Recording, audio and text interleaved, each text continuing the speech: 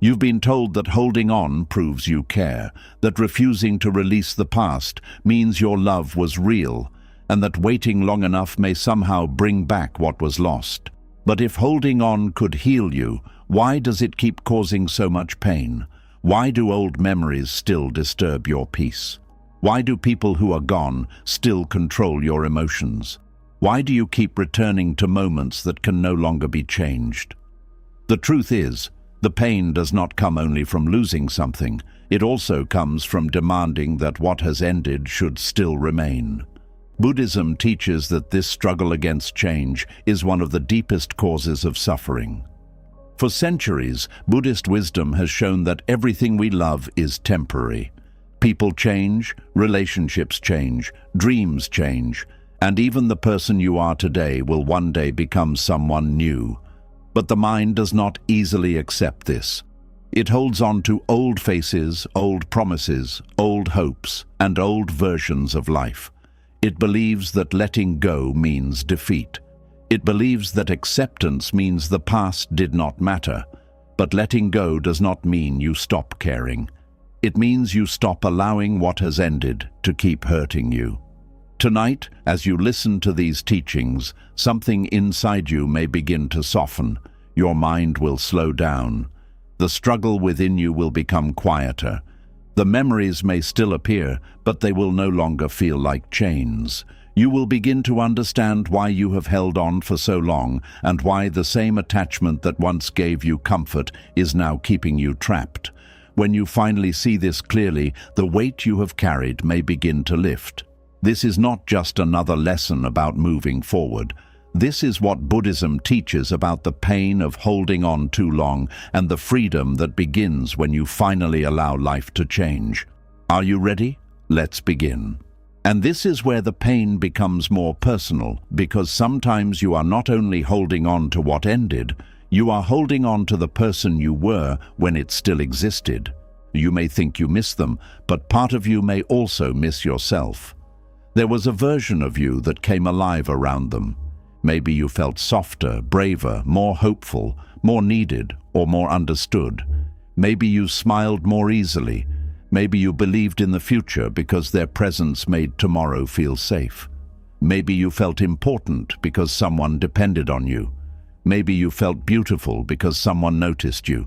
Maybe you felt strong because someone trusted you. When that person or chapter disappeared, it did not only take away a relationship, it seemed to take away a part of your identity. This is one reason holding on can become so painful. You may believe that if you let go of the person, you must also let go of the person you became around them. You may fear that the confidence, warmth, purpose, or joy you once felt belonged only to that connection. So the mind returns to the past, not simply because it wants someone back, but because it is searching for an old version of itself. Buddhism asks you to look more closely at this. It teaches that the self is not a fixed object. You are not one permanent person moving through life unchanged. You are a living collection of thoughts, habits, memories, feelings, experiences, and conditions. Every conversation shapes you. Every loss changes you. Every act of courage adds something to you. Every disappointment removes an illusion. You are always becoming, even when you feel stuck. The person you were around them did not come from them alone. They may have helped certain qualities rise to the surface, but those qualities were already possible within you. A person may have encouraged your confidence, but they did not create your ability to be confident. A relationship may have awakened your tenderness, but it did not own your capacity to love. A certain place may have made you feel peaceful, but peace was not hidden inside the walls. It appeared because something in you was able to respond to safety, beauty, or belonging. This understanding can change the way you grieve. You begin to see that you do not have to return to the past in order to recover the best parts of yourself. You do not need the same person, the same house, the same friendship, or the same season of life to feel alive again. The conditions may never return, but the qualities that appeared under those conditions can return in a new form. This does not happen by pretending the loss did not matter. It happens by becoming curious about what you truly miss. When you say, "I miss them," ask yourself what their presence allowed you to feel. Did you feel chosen? Did you feel useful? Did you feel protected? Did you feel free to be playful? Did you feel less alone? Did you feel as though your life had direction? The answer may reveal that your attachment is connected to a deeper need. You may not only miss a person, you may miss feeling valued. You may not only miss a marriage, you may miss having a clear role. You may not only miss a friendship, you may miss the version of yourself that laughed without caution. You may not only miss your old job, you may miss being respected for what you could do. You may not only miss your younger years, you may miss the belief that there was still plenty of time. When you understand the need beneath the attachment, you stop treating the past as the only place where that need can be met. This is not about replacing one person with another or rushing to fill an empty space. It is about realizing that life is larger than one chapter. There are many ways to feel useful, many ways to feel connected, many ways to become confident, and many ways to discover meaning. The mind often resists this because it prefers familiar evidence. It says, "I know I was happy then. I do not know if I can be happy again." It treats the past as certain and the future as empty. But the past only feels certain because it has already happened. Even that happiness was once unknown. Before you met that person, entered that place, or began that chapter, you did not know what it would become. Life surprised you then, and it can surprise you again. Buddhism teaches impermanence, but impermanence is often misunderstood as a dark teaching. People hear that everything changes and think it means nothing can be trusted. Yet impermanence also means that pain can change, loneliness can change, confusion can change. The identity that feels broken today is not permanent. The emptiness that seems endless is also moving, even when it moves slowly. If the self were completely fixed, healing would be impossible. You would remain forever trapped in the person you were at the moment of loss. But because the self is changing, you can learn. You can grow around what happened. You can carry the lesson without carrying the same suffering. You can remember without returning emotionally to the same place every day. The difficulty is that people often make a home inside an old identity. They say, "I am the one who was abandoned. I am the one whose marriage failed. I am the one whose family did not understand me. I am the one who lost everything. I am the one who was happier before." These statements may describe an experience, but when repeated for years, they begin to feel like a permanent definition. Buddhism invites you to separate what happened from who you are.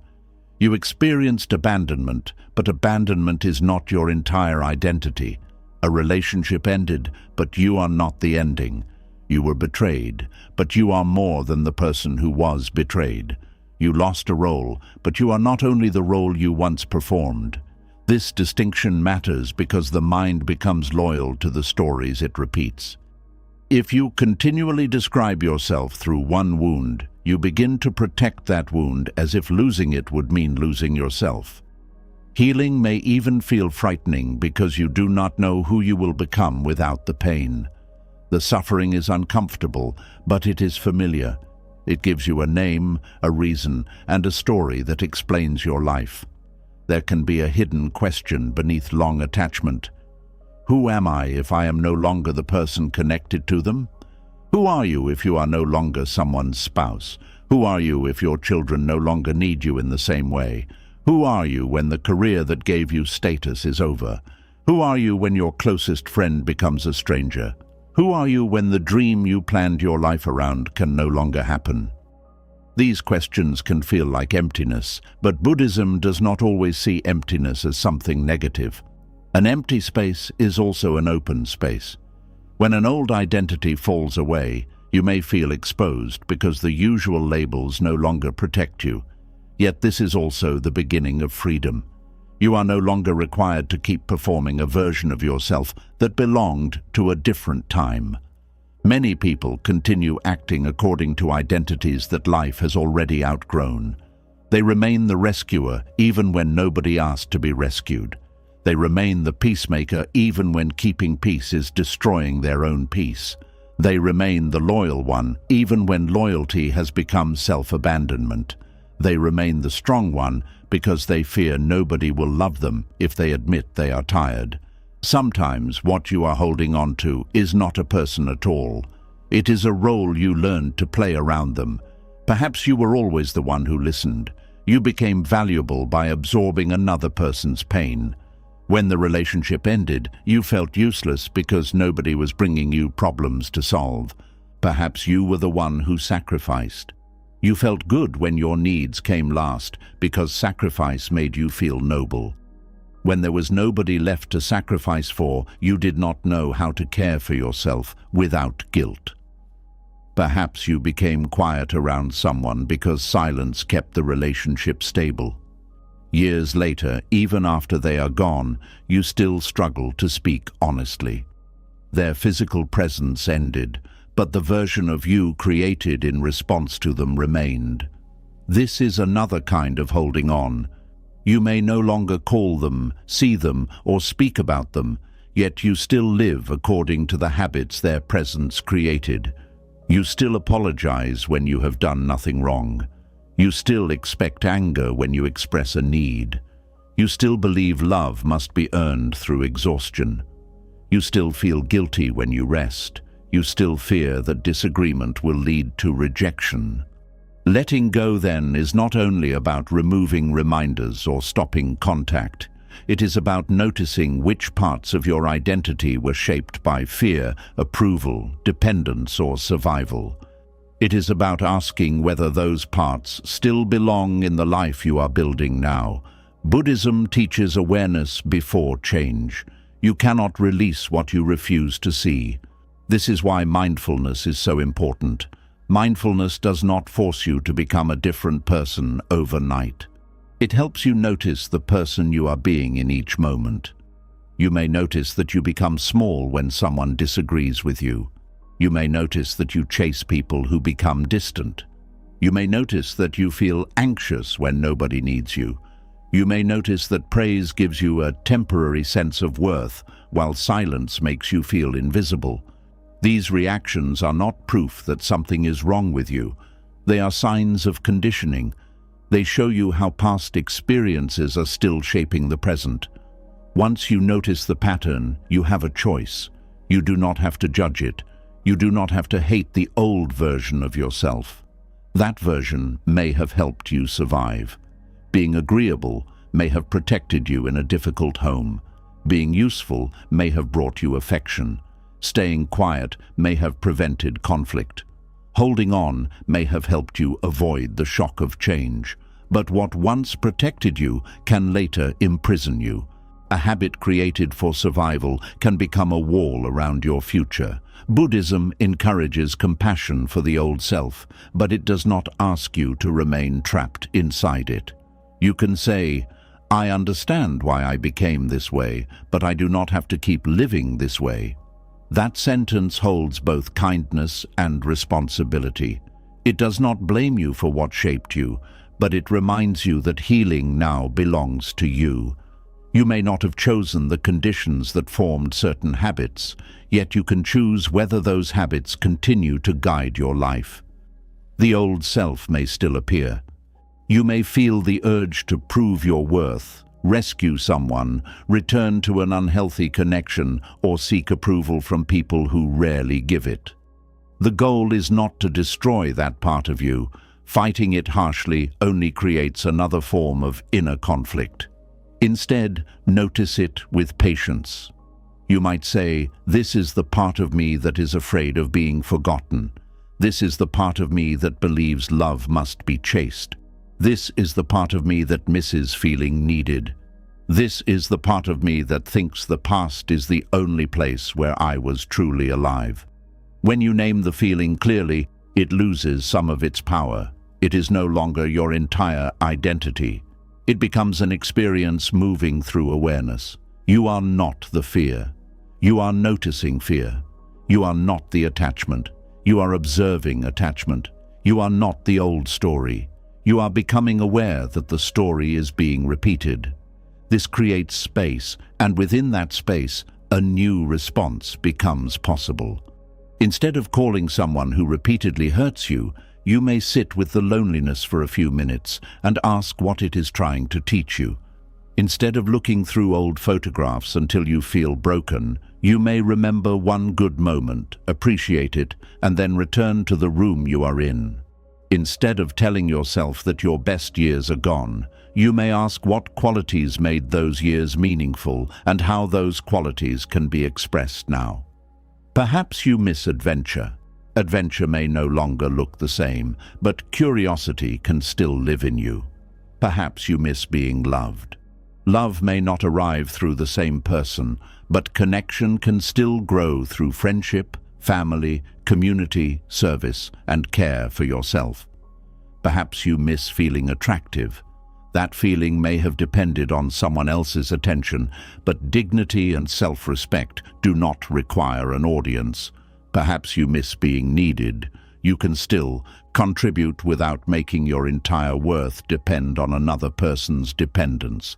This is how the old identity begins to change, not through a dramatic rejection of the past, but through small acts that prove you are larger than the role you once played. You speak honestly when you would normally stay silent. You rest without explaining yourself. You allow someone to solve their own problem. You try something you once believed was not for you. You enter a room without measuring your worth through other people's reactions. You make a decision based on peace rather than fear. Each act becomes evidence that a new self is forming. Buddhism would remind you not to become attached even to this new identity. The goal is not to replace "I am the abandoned one" with "I am the healed one," and then defend that label forever. Healing also changes, strength changes, understanding deepens.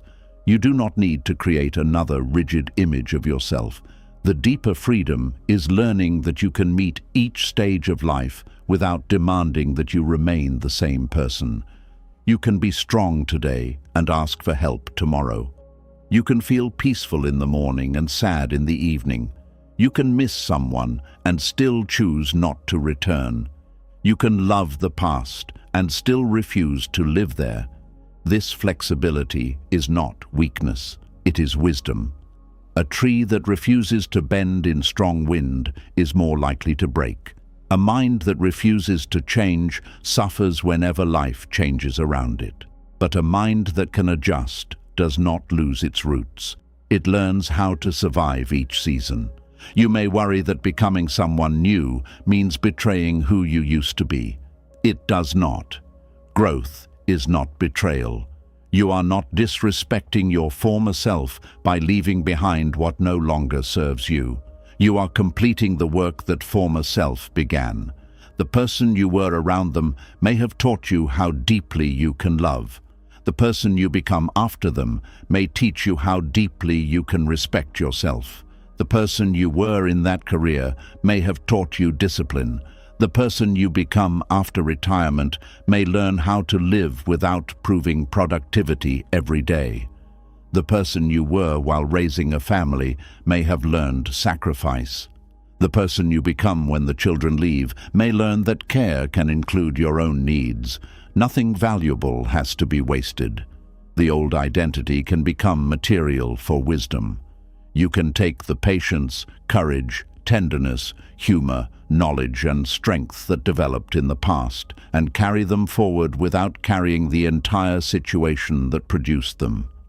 This is similar to leaving a house while taking what is useful with you. You do not need to carry the broken furniture, the damaged walls, or every object tied to painful memories. You take what still supports your life and leave what belongs to the place you have outgrown. The mind may still ask, "But who will I be now?" You do not need an immediate answer. This may be one of the most important Buddhist lessons. The urge to define yourself quickly can become another form of attachment. You may rush into another relationship, another role, or another mission because uncertainty feels uncomfortable. But not knowing can be sacred. It gives you time to discover what is true without forcing yourself into another identity. There are seasons when life asks you to become, and seasons when life asks you simply to be. You do not always need a title, a plan, or a perfect description of who you are. Sometimes healing means waking up, breathing, paying attention, and allowing the next version of you to form slowly.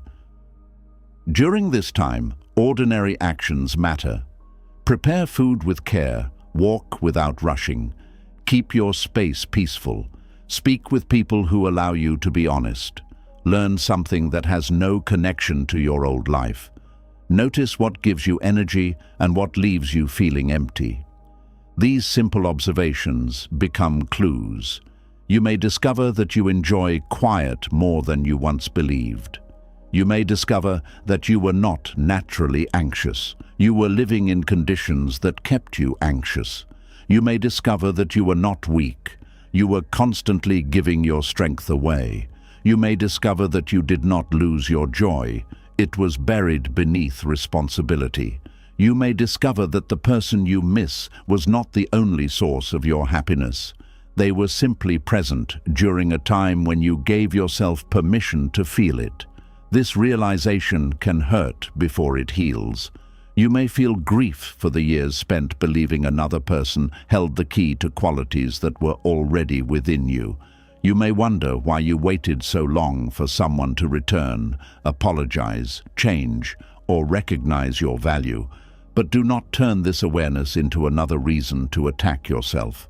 You understood what you were ready to understand at the time. Awareness arrives when conditions are right. A flower does not insult itself for not opening in winter. It waits until warmth, light, and time make opening possible. Your understanding may be opening now. You may finally see that you were not trying to hold on only to them. You were trying to protect a version of yourself that felt alive. You believed that releasing the bond would erase that version forever. But nothing real within you has been erased. It has changed, hidden, matured, or waited for a new way to be expressed. The softness can return with stronger boundaries. The hope can return without blindness. The love can return without self-abandonment. The confidence can return without needing constant praise. The generosity can return without allowing people to use you. The playfulness can return without depending on one person to bring it out. The purpose can return without being built entirely around someone else's needs. This is what wiser forms look like. The qualities remain, but the suffering attached to them begins to fall away. There is a difference between returning to who you were and becoming someone who carries the best of who you were. You cannot fully return because life has changed you. Even if the old situation came back, you would meet it with a different mind. The goal is not restoration, it is integration. Integration means you do not divide your life into the good self before the loss and the broken self after it. You begin to understand that both belong to one unfolding path. The joyful version of you was real. The grieving version is also real. The wiser version now forming is real too. None of them must exist forever in order to matter. Buddhism teaches that suffering grows when we demand permanence from experiences that were always changing. You may have wanted one version of yourself to remain because it felt safe, loved, admired, or complete. But even during that time, you were changing. The connection was changing. The world around you was changing. What you remember as a fixed golden period was actually made of thousands of passing moments. This does not make it less beautiful. A sunset is not meaningless because it ends. A flower is not a failure because it cannot remain open forever. A conversation can change your life even though it lasts only an hour. A person can awaken something in you without being meant to stay beside you forever. The mistake is not loving what passed. The mistake is believing nothing new can grow because it passed. You are not being asked to forget the person you became around them. You are being asked to stop treating that person as your final form. There are qualities in you that have not yet been discovered because you have been looking backward. There are ways of loving you have not practiced. There are forms of courage you have not needed yet. There are peaceful parts of you that could not appear while you were struggling to preserve what was ending. The next version of you may not feel as exciting at first. Healing can feel quiet compared with attachment. Drama gives the mind strong emotions, while peace may initially feel empty. When you are used to waiting, chasing, proving, and remembering, a calm day can seem as though nothing is happening. But something is happening. Your nervous system is learning that silence is not abandonment. Your heart is learning that love does not always require suffering. Your mind is learning that a memory can appear without becoming a command. Your identity is learning that it can exist without being reflected through someone else. This is slow work, and that is why patience matters. You may feel strong one day and return to old thoughts the next. This does not mean you have failed. The old identity was built through repetition, and the new relationship with yourself will also be built through repetition. Each time you respond differently, you weaken the belief that the past owns you. Each time you care for yourself without needing permission, you become less dependent on old approval. Each time you choose not to return to what harms you, you prove that love for yourself is becoming stronger than fear of loneliness. Each time you allow sadness without turning it into a permanent story, you practice freedom. Eventually, you may remember that person or chapter with tenderness rather than desperation. You may even feel grateful for who you became during that time. But gratitude will no longer require return. You will not need to reopen the door to honor what happened. You will not need to become bitter in order to move forward. You will simply understand that the experience gave you something, took something, taught something, and then ended. The ending will no longer feel like the death of your identity. It will feel like a passage. You will see that the person you were around them was never trapped inside the relationship. That person was one expression of a much larger life. The courage was yours, the tenderness was yours, the humor was yours, the ability to hope was yours, the willingness to love was yours. They may have witnessed those qualities, encouraged them, or given them a place to appear, but they did not own them. You can carry those qualities forward. You can become hopeful without repeating the same mistake. You can become loving without begging to be chosen. You can become generous without emptying yourself. You can become open without ignoring warning signs. You can become strong without becoming hard. You can become peaceful without pretending the past never hurt. This is where healing begins to feel less like losing and more like returning to yourself. Not returning to the exact person you once were, but returning to the deeper awareness beneath every version of you. The awareness that has watched every beginning and ending. The quiet presence that was there before the relationship, during the relationship, and after it. Roles changed, feelings changed, people arrived and left. Yet awareness remained, witnessing all of it.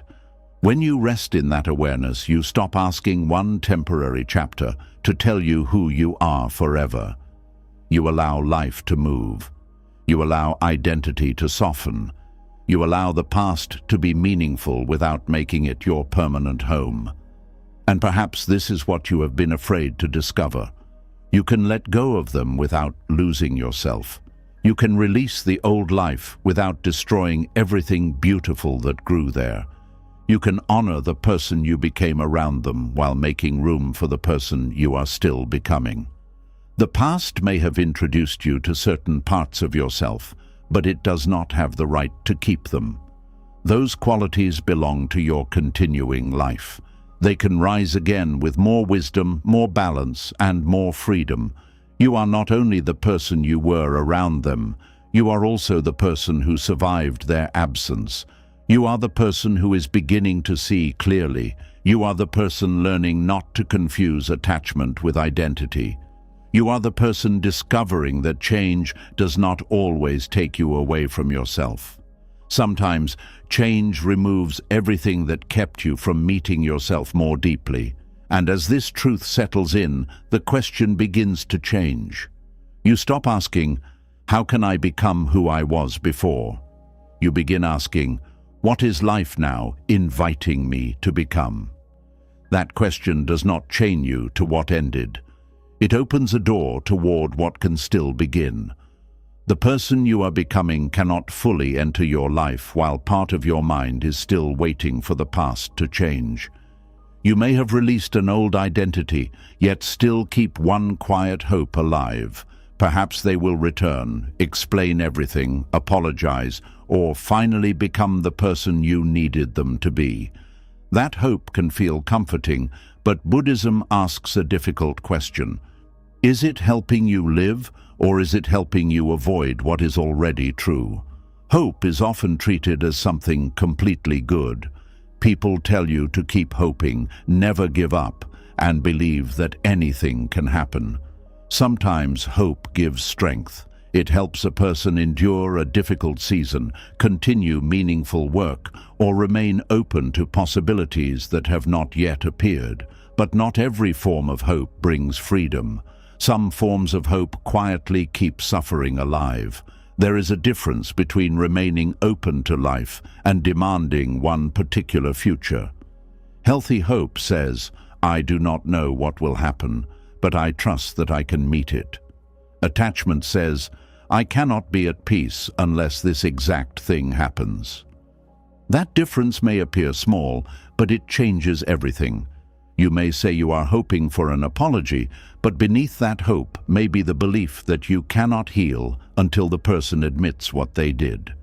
You may say you are hoping for someone to return, but beneath that hope may be the refusal to accept that they have chosen another direction. You may say you are waiting for an explanation, but the deeper truth may be that you do not want to live with unanswered questions. The mind often uses hope to delay grief. As long as the story feels unfinished, you do not have to face the full pain of its ending. You can tell yourself that this is only temporary, that the person will understand soon, that circumstances will change, or that one final conversation will repair everything. Waiting becomes a shelter from reality, but it is a shelter with no walls. The rain still reaches you. You wake up thinking about what may happen. You study every message for hidden meaning. You remember past words and search for signs that the person might still care. You create conversations in your mind and prepare responses for moments that may never arrive. Your body is in the present, but your emotions are living inside a possible future. This future can become more powerful than what is actually happening. Reality may be showing distance, silence, repeated disrespect, or a clear ending. Yet hope keeps saying, "Not yet. Wait a little longer. Something may change." Days become months. Months become years. You remain emotionally loyal to a possibility that has made no promise to you. Buddhism teaches that suffering grows when desire becomes a demand. Wanting something is human. You may want love, understanding, fairness, healing, or reconciliation. There is nothing shameful about that. The difficulty begins when the mind says, "Life must give me this before I can continue." At that moment, your peace is placed in the hands of conditions you cannot control. You cannot control whether another person becomes honest. You cannot force someone to recognize your value. You cannot make a family member understand the pain they caused. You cannot command someone to return with a changed heart. You cannot force the past to offer a clearer ending. Yet the mind keeps trying because uncertainty feels painful. It believes that enough thinking, waiting, explaining, forgiving, or sacrificing will produce the outcome it wants. This creates the illusion that you are still doing something, even when nothing is truly moving. You may call it patience when it has become fear of acceptance. You may call it loyalty when it has become refusal to leave. You may call it faith when it has become denial of evidence. You may call it hope when it has become a reason not to live. This does not mean you should become cold, negative, or certain that nothing good can happen. Buddhism does not ask you to close your heart. It asks you to see clearly. Clear seeing means allowing facts to be facts, even when they are not the facts you wanted. Someone has stopped choosing you. That may be painful, but it is information. A promise has been broken many times. That is information. An apology has never arrived. That is information. A situation has remained unchanged despite years of waiting. That is information. Clear seeing does not judge these facts as fair or unfair before accepting that they exist. It begins with a simple recognition. This is what is happening now. The mind resists those words because now may not contain what it wants. It prefers maybe later. Later feels softer. Later allows the fantasy to remain alive. Later postpones the moment when you must decide what to do with the life in front of you. But your life only happens now. The future is experienced as thought. The past is experienced as memory. The present is the only place where you can breathe, choose, speak, rest, leave, forgive, begin, or change direction. When hope removes you from the present, it does not protect your life. It replaces your life with waiting. Consider what happens when you wait for an apology. You may believe the apology will restore your dignity. You picture the person finally admitting that you were right, that they treated you badly, or that they failed to value you. You believe their words will release something inside you. An honest apology can be meaningful. It can help rebuild trust and confirm that harm has been understood. But when your healing depends completely on receiving it, you give the person who hurt you a second form of power. They harmed you once through their action, and now their silence controls whether you are allowed to recover. Buddhist wisdom invites you to reclaim that power. You can acknowledge that what happened was wrong without waiting for the person responsible to agree. You can believe your own experience. You can recognize your pain without asking the one who caused it to approve your interpretation. You can learn from the event even if they never become wise enough to learn from it. An apology may come one day. It may not. Your inner work does not have to remain frozen between those two possibilities. Sometimes the apology you are waiting for would not even provide what you expect. You may receive the words and still feel empty. The person may say sorry without fully understanding. They may apologize to reduce their guilt rather than repair your pain. They may offer an explanation that creates more questions. They may admit what happened, but remain unable to change. The mind often gives one future event more healing power than any event can carry. It says, when they apologize, everything will make sense. But some wounds require more than words. They require time, boundaries, self-compassion, and a new way of understanding yourself. The same is true when you wait for someone to return. You may picture the return as proof that the connection was real. You may believe that their absence will finally be corrected and the pain will disappear. But the person you are waiting for may exist more clearly in your memory than in present reality. Memory selects moments. It can highlight tenderness and soften disappointment. It can replay promises while hiding patterns. It can remind you of how someone looked at you during the best days and forget how often you felt alone beside them. The longer someone is absent, the easier it becomes to create a version of them that never fully existed. You are no longer waiting only for a real person. You may be waiting for the person they could have been, the person they briefly appeared to be, or the person you believed your love would help them become. This is one of the most painful forms of hope, attachment to potential. Potential is not a promise. A person may have the ability to become kinder, more responsible, more honest, or more emotionally available. But ability does not mean willingness. You cannot build a peaceful life around someone else's unused potential. You may see goodness in them. That goodness may be real. But a few good qualities do not erase harmful choices. A person can have a gentle heart and still be unreliable. Someone can care about you and still lack the capacity to treat you well. Someone can understand your pain and continue causing it. Hope becomes dangerous when it makes you ignore patterns because you are focused on possibilities. Buddhism teaches attention to causes and conditions. Things do not change because you want them to change. Change happens when the causes supporting the old pattern are transformed. A person who repeatedly lies will not become trustworthy because you hope more intensely. They must recognize the behavior, accept responsibility, and practice honesty over time. A relationship filled with avoidance will not become secure through promises alone. New habits must appear consistently. This allows you to judge change by evidence rather than desire. Words may express intention, but repeated actions reveal direction. One emotional conversation is not always transformation. A few peaceful days do not erase a long pattern. Regret is not the same as responsibility. Missing you is not the same as being ready to love you wisely. When hope is grounded in reality, it does not require you to deny what you see. You can remain open to someone changing while also refusing to sacrifice your well-being during the waiting. You can wish them healing without making their healing your life's assignment.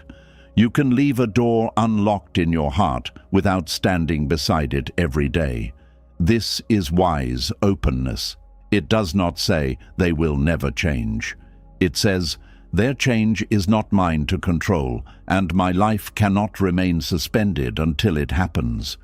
You may also be waiting for an explanation. The mind believes that if it understands exactly why something happened, peace will follow. It asks why they changed, why they lied, why they left, why they chose someone else, why they could not love you in the way you needed, or why something ended when you were trying so hard to save it. These questions can be reasonable.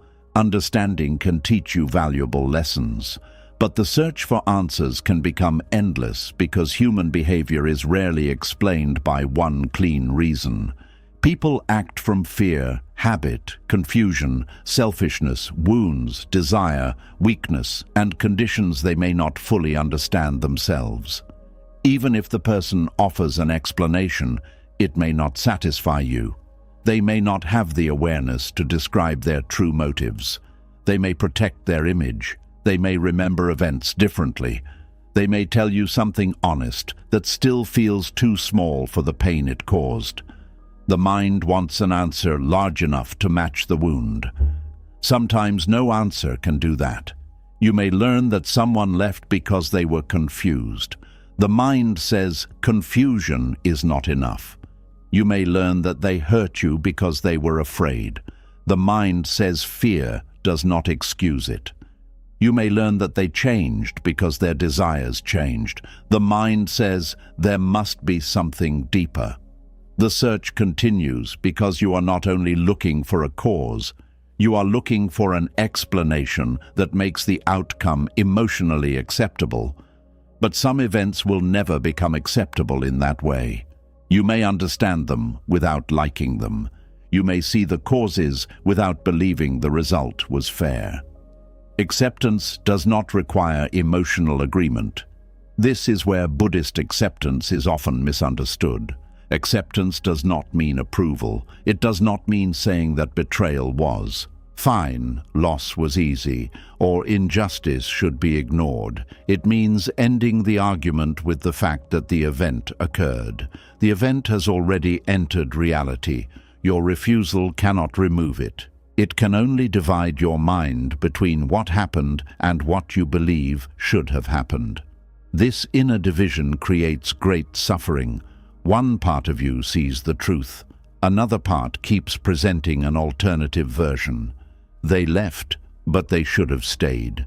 They lied, but they should have been honest. The opportunity ended, but it should have worked. The family should have understood. The friendship should have survived. The illness should not have arrived.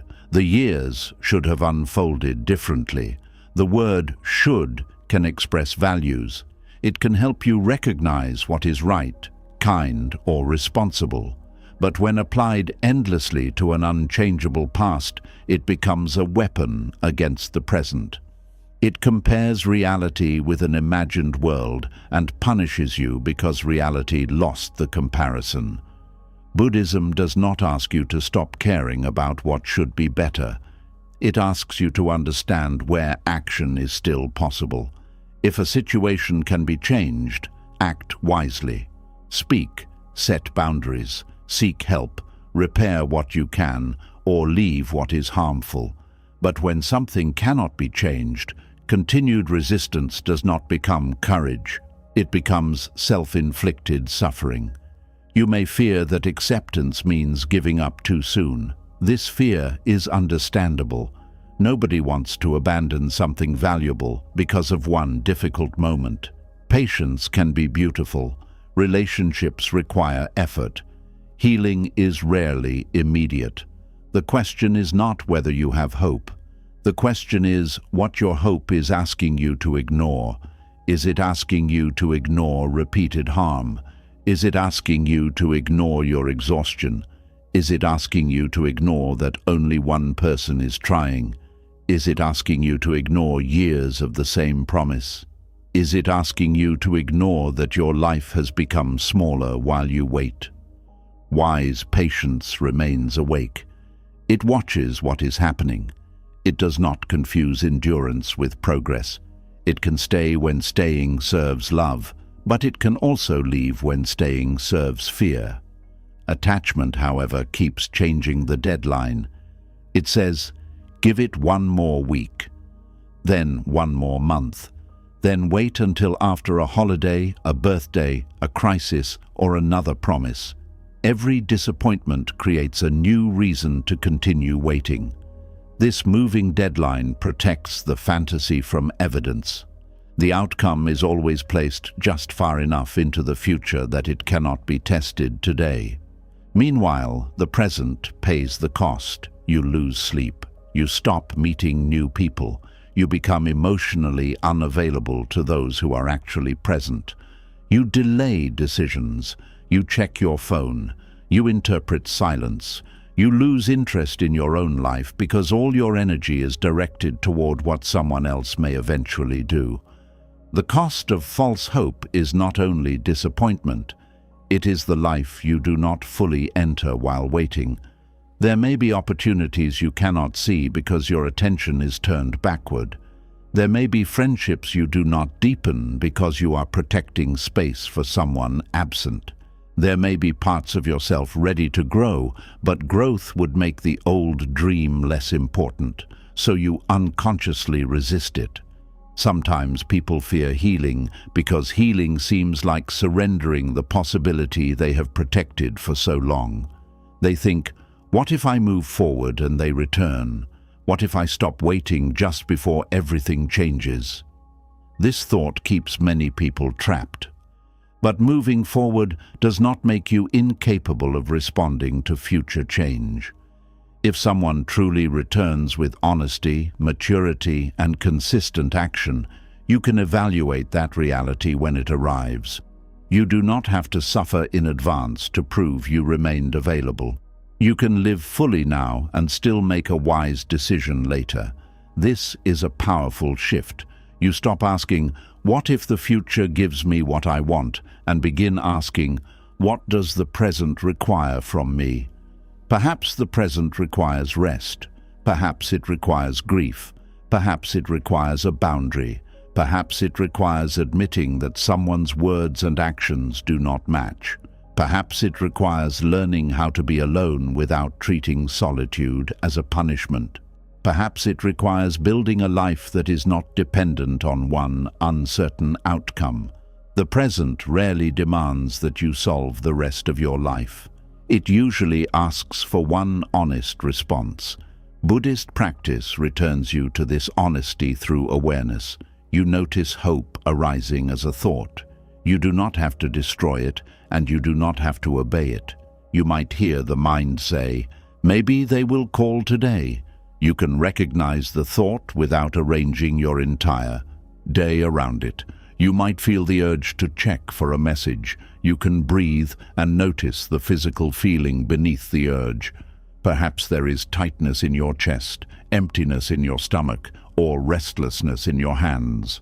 By staying with the sensation, you learn that longing can be felt without becoming action. This is important because attachment often survives through small, repeated behaviors. Checking, rereading, searching, asking others for updates, returning to old places, or creating imagined conversations all feed the same expectation. Each action tells the mind that the story is still active. When you stop feeding it, discomfort may increase for a while. The mind is used to receiving temporary relief from checking or fantasizing. Without that relief, the raw uncertainty becomes visible. This is not failure. It is the beginning of meeting reality directly. You may feel sadness that was hidden beneath hope. You may feel anger about the time you spent waiting. You may feel embarrassed that you believed promises that were not kept. You may feel frightened by the emptiness that appears when the imagined future disappears.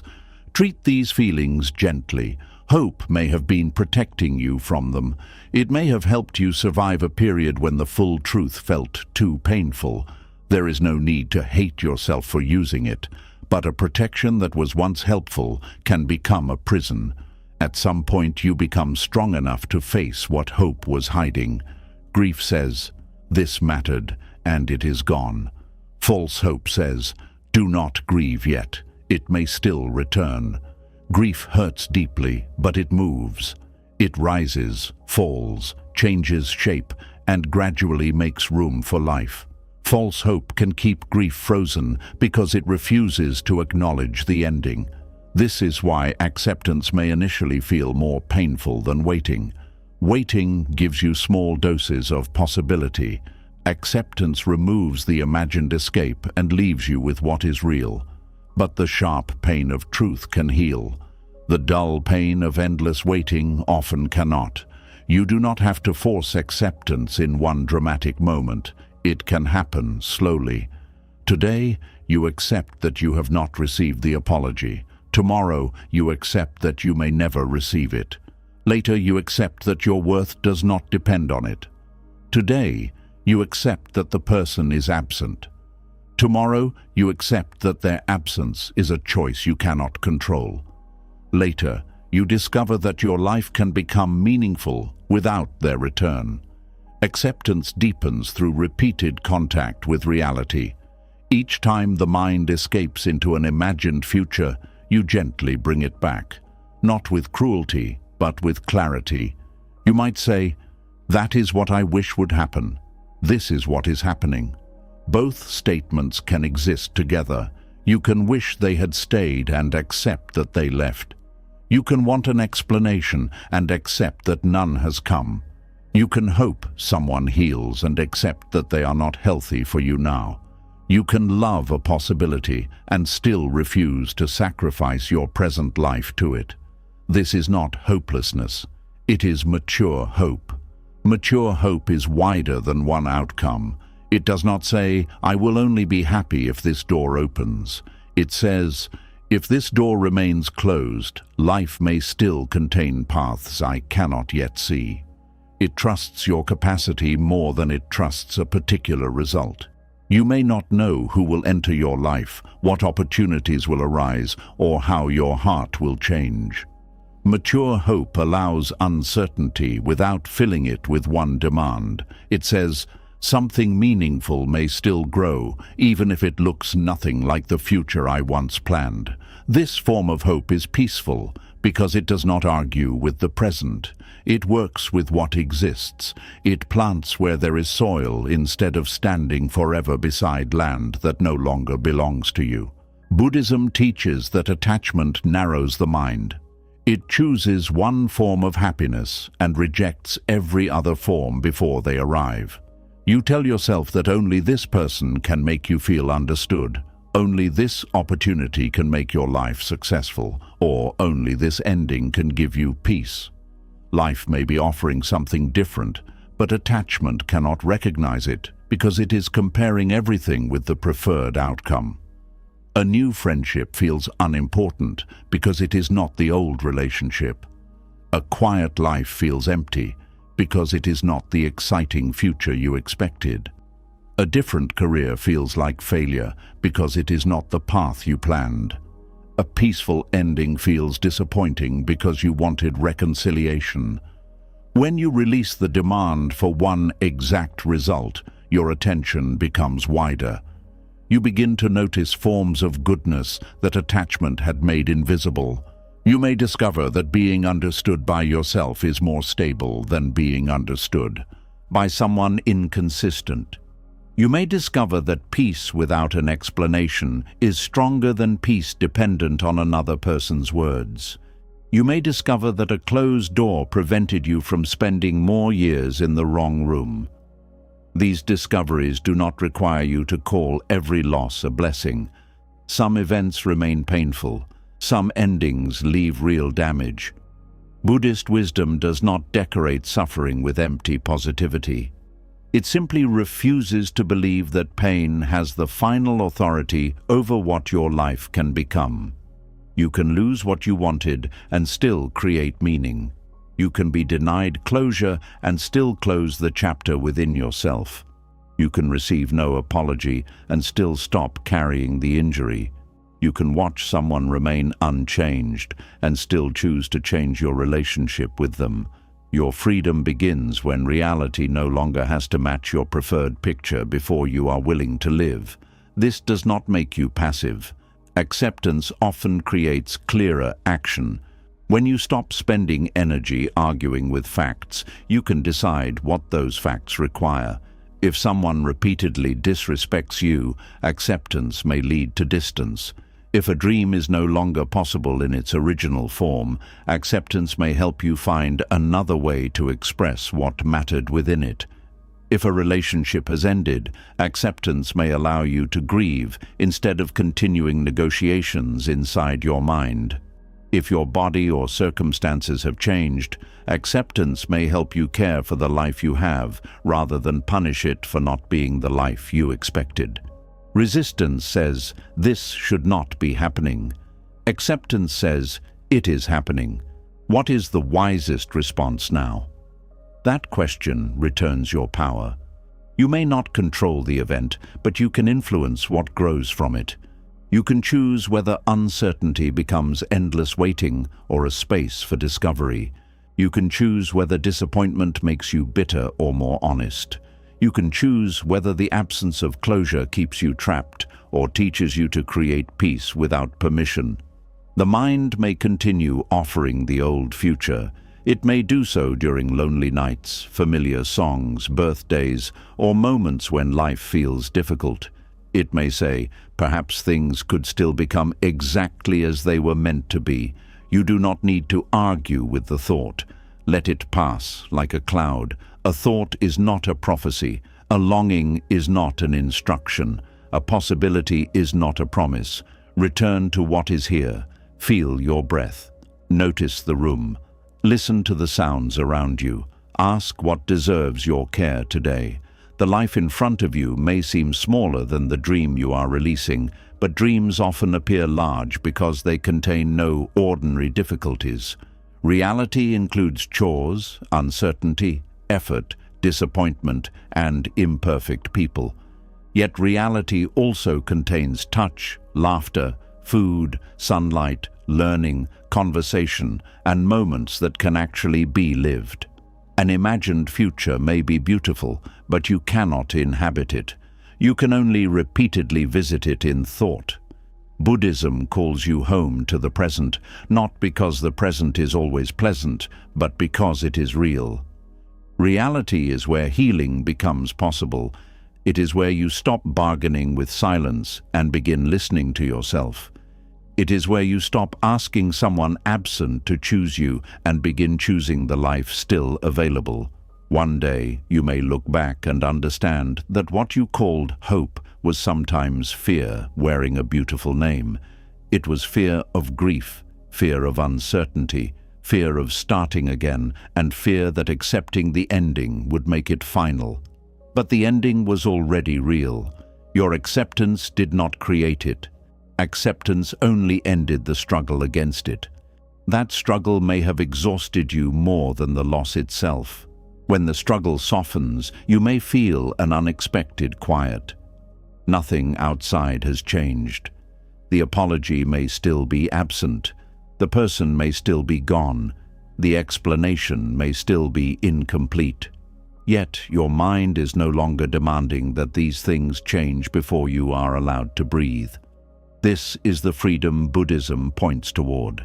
It is not the freedom of always getting what you hope for. It is the freedom of no longer being destroyed when life chooses another path.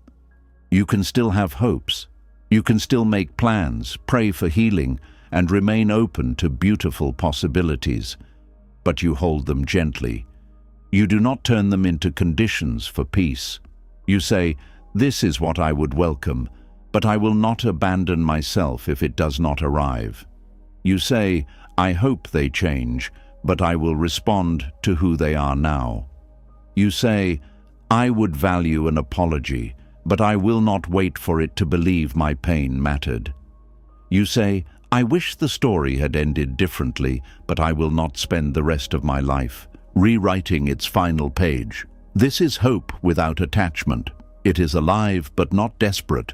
It is open but not blind. It allows possibility while remaining rooted in truth. The future no longer needs to repair the past before you can enter it. You stop standing between two worlds, the reality that exists and the reality you keep demanding. You place both feet in the life that is here. It may not be the life you chose, but it is the life from which every new choice must begin. And perhaps the deepest peace arrives when you realize that acceptance does not remove hope. It purifies it. It takes hope away from one person, one apology, one answer, or one outcome, and places it somewhere more reliable. It places hope in your ability to awaken. It places hope in the changing nature of pain. It places hope in the possibility that meaning can take new forms.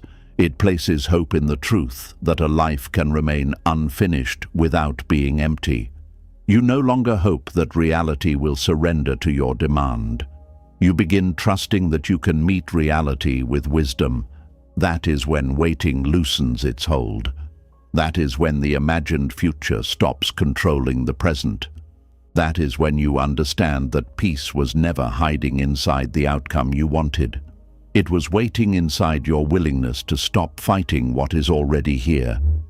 And once you begin meeting reality without demanding that it become something else, another hidden attachment becomes visible. You may discover that what keeps drawing you backward is not only hope. Sometimes the pain itself has become familiar, and familiar pain can feel safer than a freedom you have never known. The moment you stop demanding that reality become different, another truth begins to surface. You may discover that the pain you keep returning to is not only difficult to release because it hurt you. It may also be difficult to release because it has become familiar. You know how to live inside that pain. Freedom, however, asks you to enter a life you have never met before. There is a strange comfort in knowing what to expect, even when what you expect is painful. The mind does not always choose what is healthy. Very often, it chooses what is known. A familiar disappointment can feel less frightening than an uncertain beginning. A harmful relationship can feel safer than an empty room. An old wound can feel easier to carry than the question of who you might become without it. This is why people sometimes return to situations they once prayed to escape.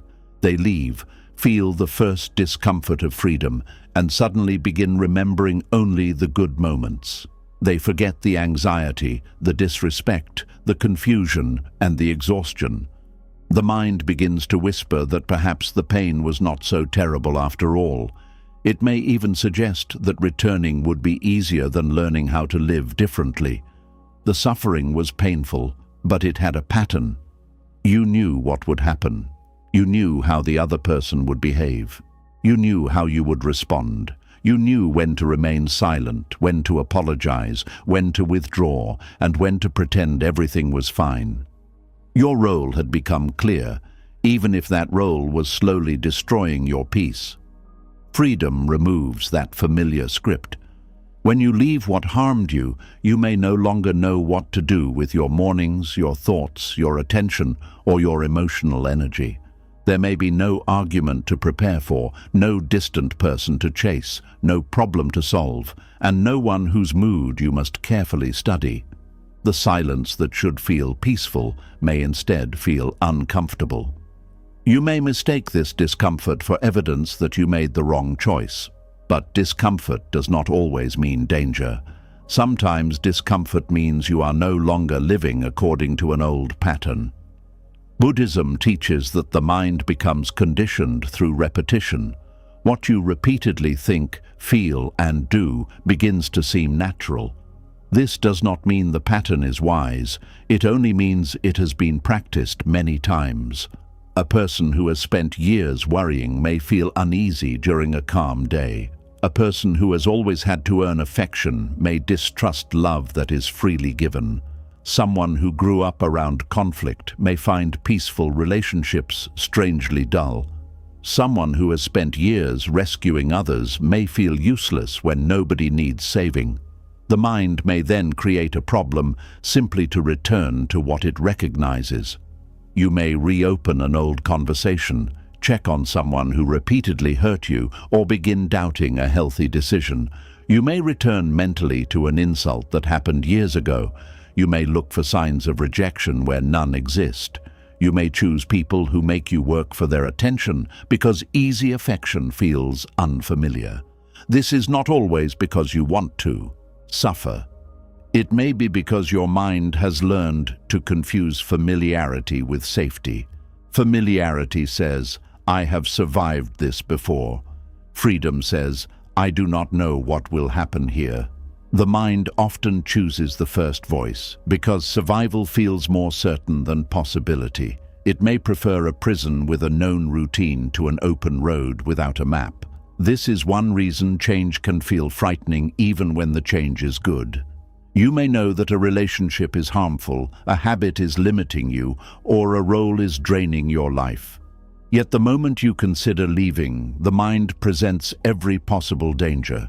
What if you become lonely? What if nobody else understands you? What if you regret your decision? What if you fail? What if the new life is worse? These questions do not prove that staying is wise. They show that the mind is trying to protect itself from uncertainty. The mind wants guarantees. It wants to know that the next relationship will be healthy, the next decision will succeed, and the next chapter will be easier. But life rarely offers such promises. Freedom does not arrive with a complete plan. It often begins with a truthful step into the unknown. Buddhism teaches that uncertainty is not an error in life. It is the nature of life. No matter how carefully you plan, conditions change, people change, your body changes, opportunities appear and disappear. Even the things that feel stable are moving in ways you may not yet see. The familiar situation never truly gave you control. It only gave you repetition. Because the pain arrived in recognizable forms, you believed you understood it.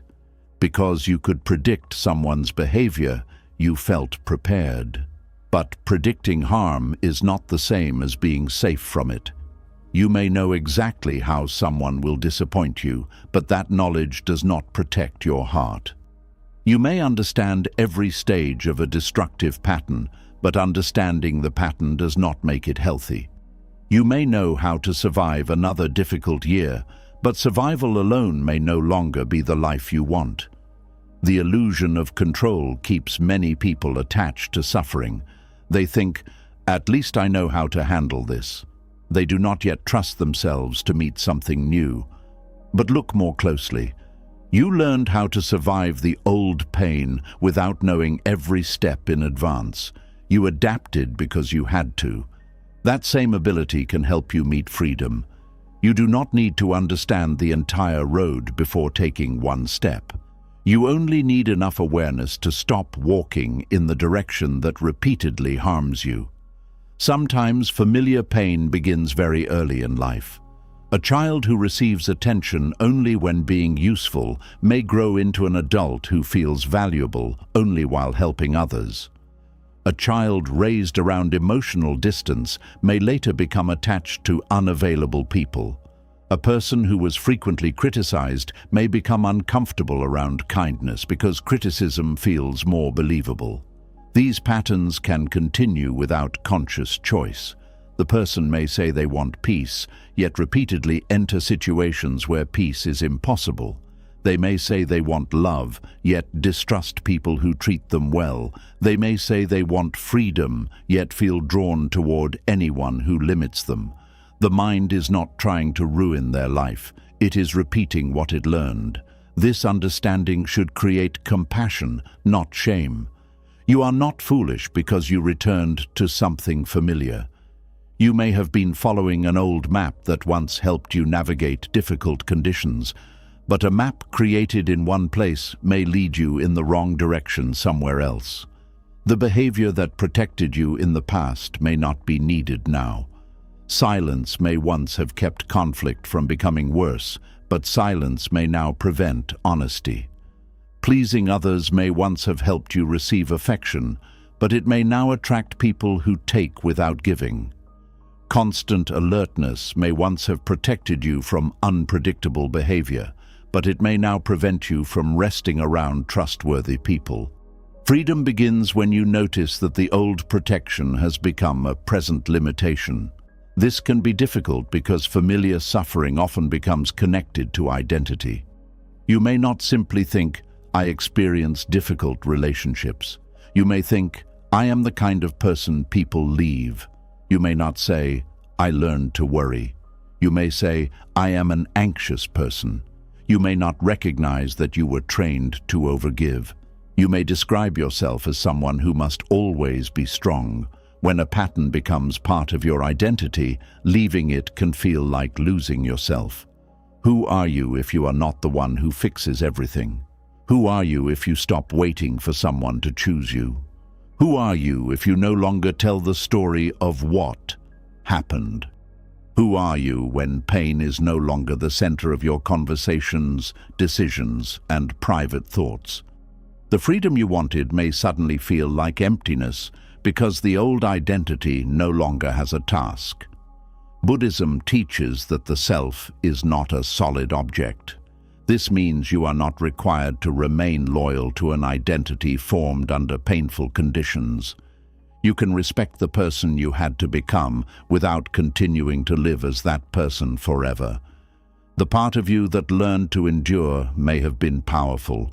It carried you through days you thought would break you. But endurance is not the only form of strength.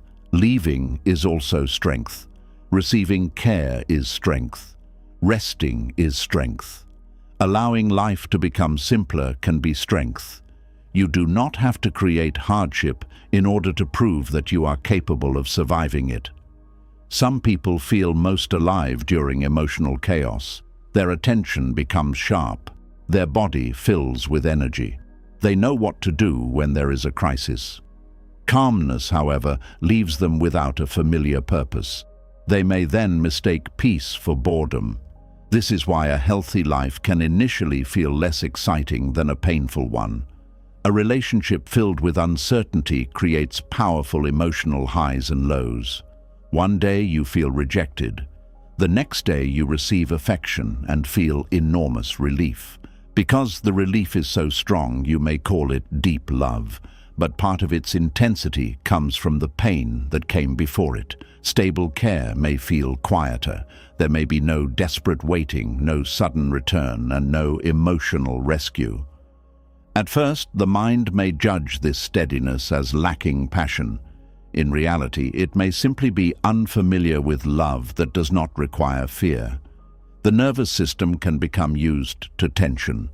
When tension disappears, the body may continue searching for it. You may feel restless without understanding why. You may examine peaceful situations for hidden danger.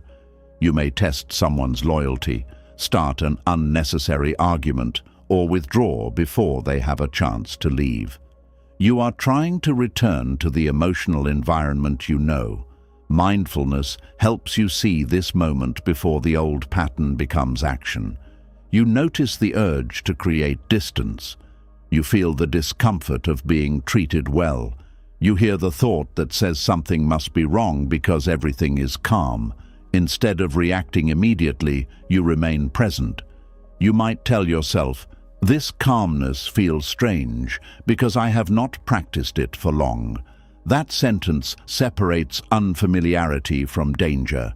Something can feel strange and still be good for you. Something can feel comfortable and still be harmful. Your feelings carry information, but they do not always provide a complete judgment. A familiar road may lead to the same suffering. An unfamiliar road may lead toward greater peace. The body may initially prefer the familiar road simply because it recognizes the landscape. This is why letting go requires patience. You are not only leaving a person, place, or habit. You are retraining your relationship with uncertainty. At first, the unknown may feel empty. You may wake up without the usual problem and wonder what should occupy your mind. You may feel an urge to look backward because the past gives you something definite to think about. The mind may replay old wounds because those wounds provide a clear emotional direction. Anger gives you someone to blame. Regret gives you a decision to reconsider. Longing gives you someone to wait for. Without those feelings, you may have to face a more open question. What will you do with your life now? That question can be frightening because it gives responsibility back to you. While you are focused on what someone did, your attention remains fixed on their choices. Once you release the old story, your own choices become more visible. You can no longer say that your life is waiting for another person to change. You must begin deciding how you want to use the time, energy, and freedom that have returned to you. Freedom can feel heavy before it feels joyful. There is no longer someone else directing the emotional weather of your day. There is no old role telling you what to do.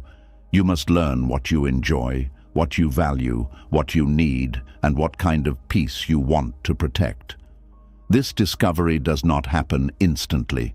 You may enter a quiet period where very little feels clear. Do not rush to fill it with another painful attachment. The mind may look for a new person, new conflict, or new obsession because open space feels uncomfortable. But the space is not proof that your life is empty. It may be the first time your life has enough room for something honest to grow. A field that has been cleared can look bare before new seeds appear. You may need time to rest before desire returns. You may need silence before your own voice becomes recognizable. You may need ordinary days before your body learns that it no longer has to prepare for harm. Buddhist practice does not demand that you make the unknown exciting. It teaches you to meet it one moment at a time. You do not have to know who you will become next year. You can notice what this day requires. You do not have to know whether another relationship will come. You can learn how to treat yourself with honesty now. You do not have to create a complete new identity. You can stop performing the old one. The future becomes less frightening when it is not treated as one enormous problem. It arrives in small pieces: a morning, a conversation, a decision, a moment in which you choose not to return to what harmed you. Each small choice teaches your mind that uncertainty can be survived. You spend one evening without checking on the person you left. You express one need without apologizing. You allow someone to help you. You remain in a calm room without searching for conflict. You feel loneliness without treating it as a command to return. These moments may look small, but they are building a different inner pattern. The mind learns through experience. It may not believe peaceful words at first. You can tell yourself that freedom is safe, yet the old fear may remain. But when you repeatedly live through uncertain moments without disaster, your mind gathers new evidence. It learns that being alone for an evening does not mean being abandoned forever. It learns that disagreement does not always lead to rejection. It learns that rest does not make you worthless. It learns that saying no does not destroy every relationship. It learns that a quiet life can still contain meaning. This is how unfamiliar freedom slowly becomes familiar peace. There may still be days when the old pain calls you back. A familiar date, song, place, or feeling may awaken the urge to return. The mind may present the past as warm and safe because it has temporarily hidden the full truth. In those moments, remember the complete pattern. Do not remember only the reunion. Remember the reason you kept needing reunions. Do not remember only the apology. Remember the harm that repeatedly came before it. Do not remember only the beautiful promise. Remember what happened after the promise faded. This is not bitterness. It is balanced memory. Attachment often survives by editing the past. It removes the parts that threaten the desire to return. It turns isolated good moments into proof that the whole situation was good. It tells you that perhaps you were too sensitive, too impatient, or too demanding. Honest reflection includes both tenderness and pain. You can admit that something contained love and still recognize that it was not healthy enough to continue. You can value what was real without using it to deny what was harmful. Some situations are difficult to leave because they were not completely bad. If every moment had been painful, the decision might have been easier. It is the mixture that creates confusion.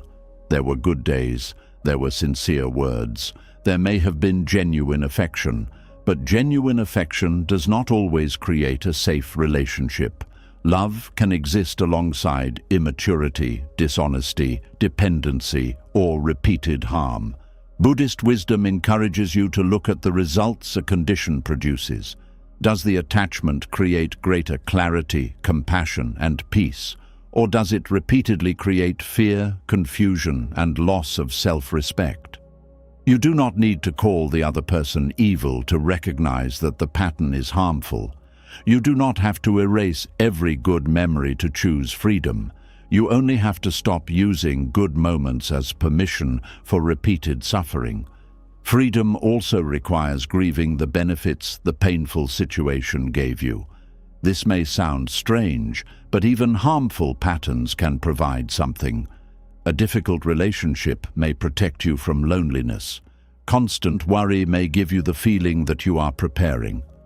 Resentment may make you feel powerful when you once felt helpless. Being needed may give your life direction. Retelling the wound may bring sympathy and connection. If you want to release the pattern, you must understand what it has been providing. Otherwise, the mind will continue returning to it whenever that need appears. Perhaps you return to an unhealthy person because you want familiarity, not because you believe they have changed. Perhaps you replay an old betrayal because anger feels easier than sadness. Perhaps you keep thinking about what could have happened because possibility feels better than emptiness. Perhaps you remain in the role of victim because the wound gives a clear explanation for why.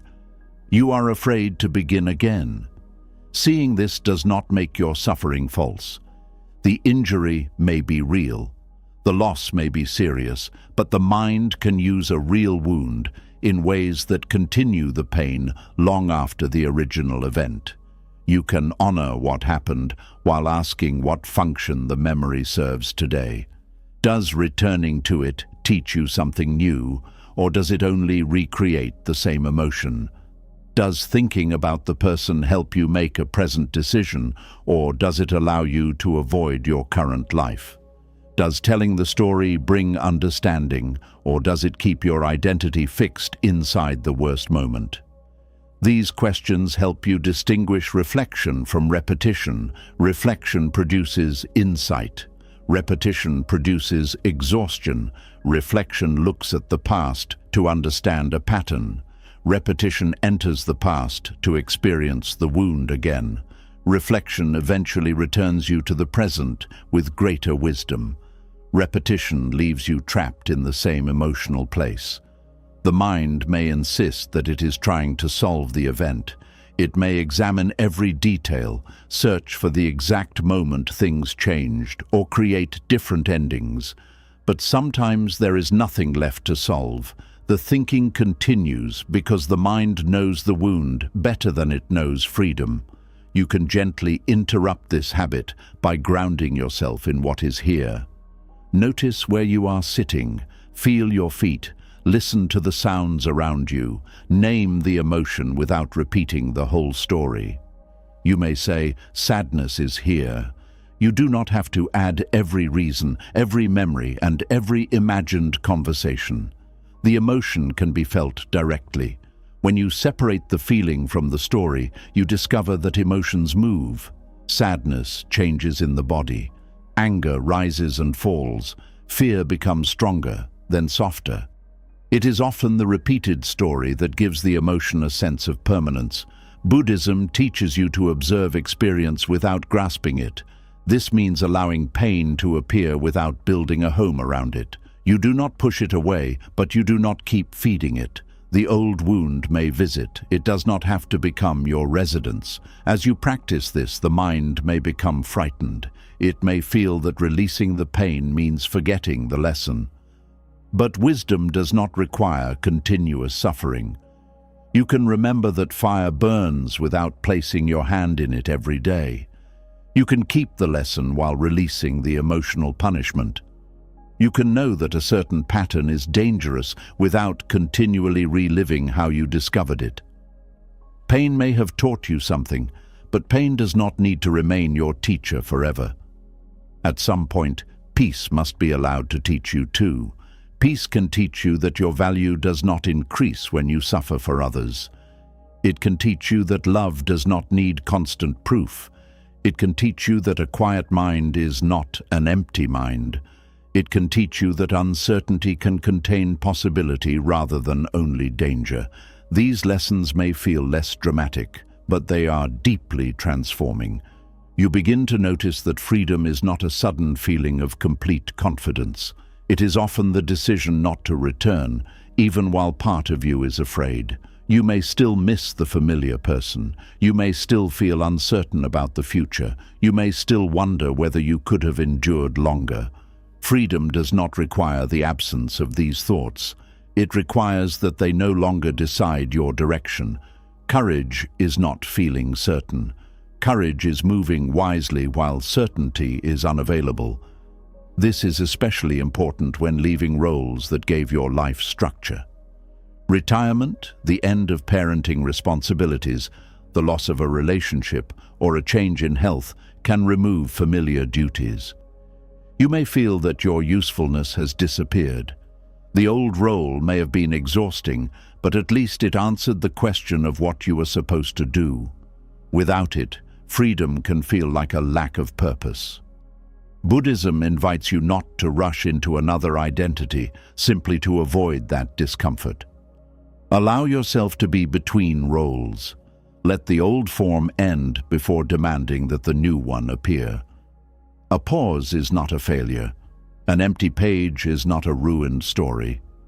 During this pause, pay attention to small movements of interest. Perhaps you feel drawn to learning, service, creativity, rest, friendship, nature, or spiritual practice. Do not demand that one interest immediately become your life's great purpose. Follow it gently. Freedom grows through curiosity more safely than through pressure. You are learning what remains when old expectations become quiet. This takes time because you may have spent years responding to other people's needs and fears. Your own preferences may initially feel faint. Ask simple questions. What leaves you feeling peaceful rather than merely distracted? Which people allow your body to relax? What activities make time feel meaningful? What are you doing only because an old identity expects it? Which responsibilities are truly yours? The answers may change. That is not a problem. You are not searching for another permanent cage. You are learning to respond to life as it unfolds.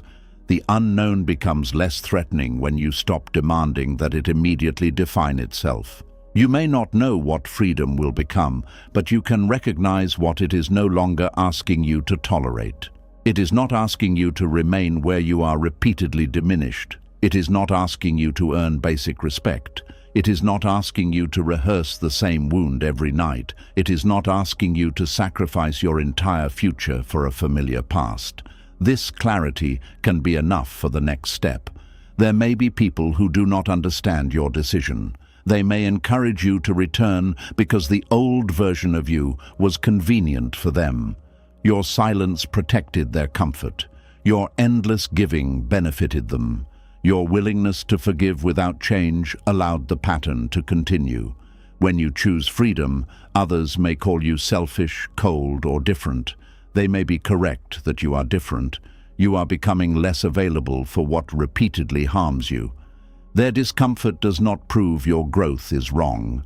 Sometimes people prefer your familiar suffering because your freedom requires them to meet a new version of you. You do not need to persuade everyone. A boundary does not become wise only after others agree with it. You can listen to honest concerns, examine your choices carefully, and still refuse to return to a harmful role.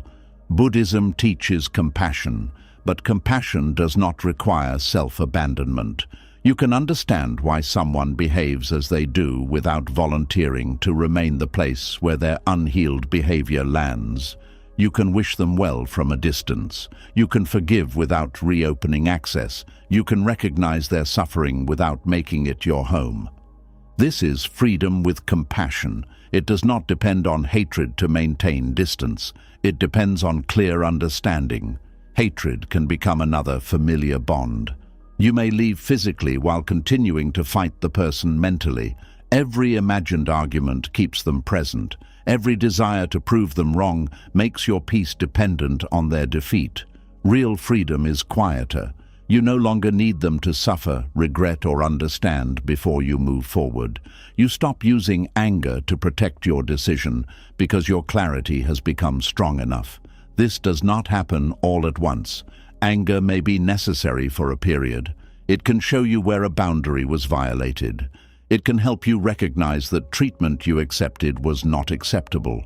But eventually, anger must complete its work.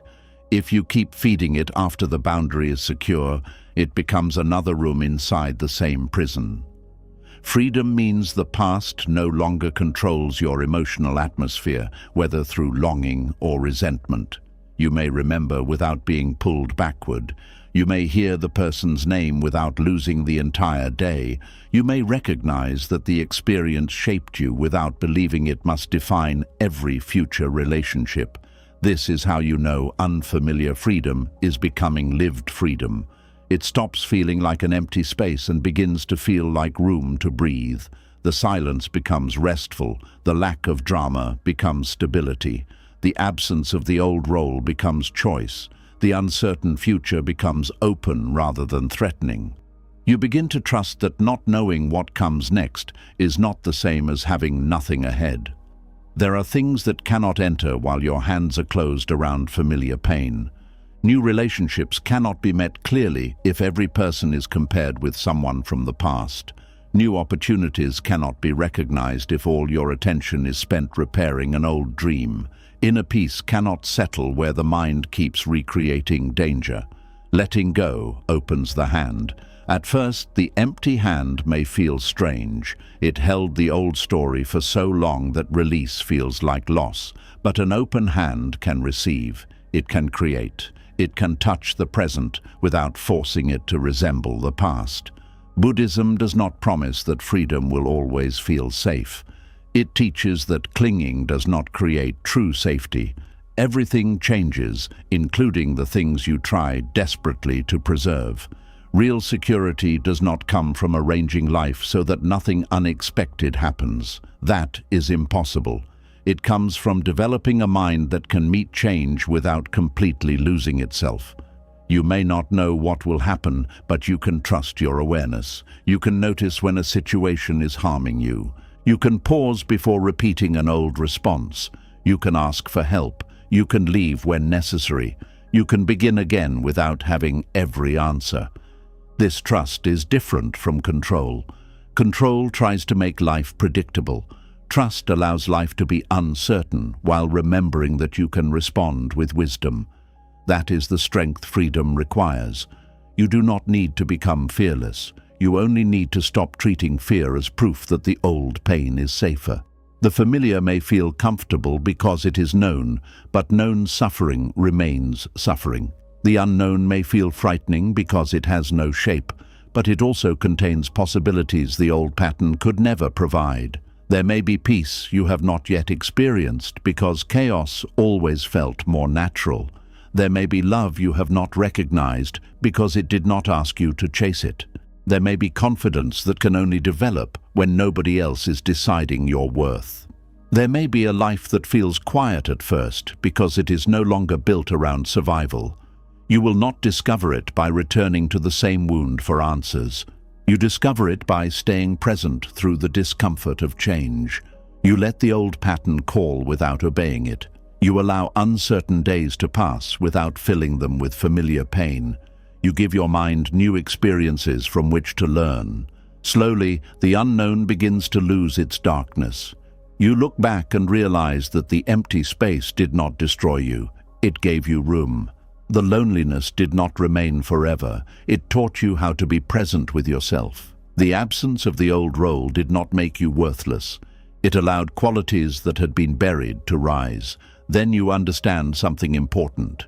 You were never truly choosing between pain and guaranteed happiness. You were choosing between repeated suffering and the possibility of another way. Freedom could not promise what would happen next. It could only stop asking you to relive what had already harmed you. That was enough. Not knowing became healthier than knowing you would be hurt again. An uncertain road became wiser than a familiar circle. The silence became better than another broken promise. The open space became better than a room in which you had to disappear to remain loved. This is how letting go deepens. You no longer return simply because the past is recognizable. You stop measuring safety by familiarity. You begin measuring it by truth, dignity, clarity, and peace. And as unfamiliar freedom slowly becomes a place you can trust, you may notice another way the mind tries to return to what has ended. Even when you do not physically go back, memory can become a hidden home. You can leave the situation behind and still spend your days emotionally living there. And once the unknown no longer feels more frightening than the pain you left behind, the mind may try another way to return. It may stop asking you to go back physically, yet keep taking you there through memory. Your feet remain in the present, but your heart keeps waking up in a place that no longer exists. Some memories do not simply visit. They enter the room, sit beside you, and begin speaking as though nothing has changed. A certain song plays, a familiar smell appears, or someone mentions a name, and suddenly the years between then and now seem to disappear. Your body tightens, your breathing changes. The old sadness returns with surprising force. For a moment, you are not remembering the past, you are experiencing it again. Memory is one of the mind's greatest gifts. It allows you to learn from mistakes, recognize people, develop skills, keep promises, and carry meaningful moments through time. Without memory, wisdom would be difficult because every lesson would disappear as soon as the experience ended. Memory helps you know which paths brought peace and which ones led towards suffering. But a gift can become harmful when it is used without awareness. Memory is meant to provide information for the life you are living now. It becomes destructive when it replaces that life. Instead of returning briefly to learn, appreciate, or understand, you remain there emotionally. You revisit the same room, the same argument, the same goodbye, or the same beautiful season so often that the past begins to feel more real than the day in front of you. This is how memory becomes a place of residence. You may wake up in the morning and immediately think about someone who left years ago. You go through your daily responsibilities, but every quiet moment becomes another doorway into what happened. You replay words, expressions, decisions, and details. At night, you return to the same scenes before sleeping. The body moves through a new day, but the mind continues living inside an old one. Buddhism teaches mindful awareness because the past cannot physically return. It survives through thoughts, images, and feelings appearing in the present. The event is over, but the mind creates a new experience of it each time the memory is repeated. This does not mean the original event was unreal. What happened may have deeply shaped your life. It may have taken something precious from you. It may have changed how you trust, love, or see yourself. Buddhism does not ask you to deny this. It asks you to notice what is happening now. The person is not standing before you, but an image of them has appeared in your mind. The conversation is not happening again, but remembered words are being heard internally. The door is not closing now, but your body is responding as though the goodbye has just occurred. This distinction is important. Without it, every memory becomes a fresh event. When the mind repeatedly presents a painful image, the body may not clearly understand that the danger belongs to another time. Your heartbeat may increase, your muscles may tighten, your stomach may feel heavy, tears may come. The nervous system responds to the meaning of the thought, not only to what is physically present. This is why you can feel exhausted after doing nothing more than thinking about the past. The body has been reacting to an experience that exists only as memory, yet the emotional energy is real.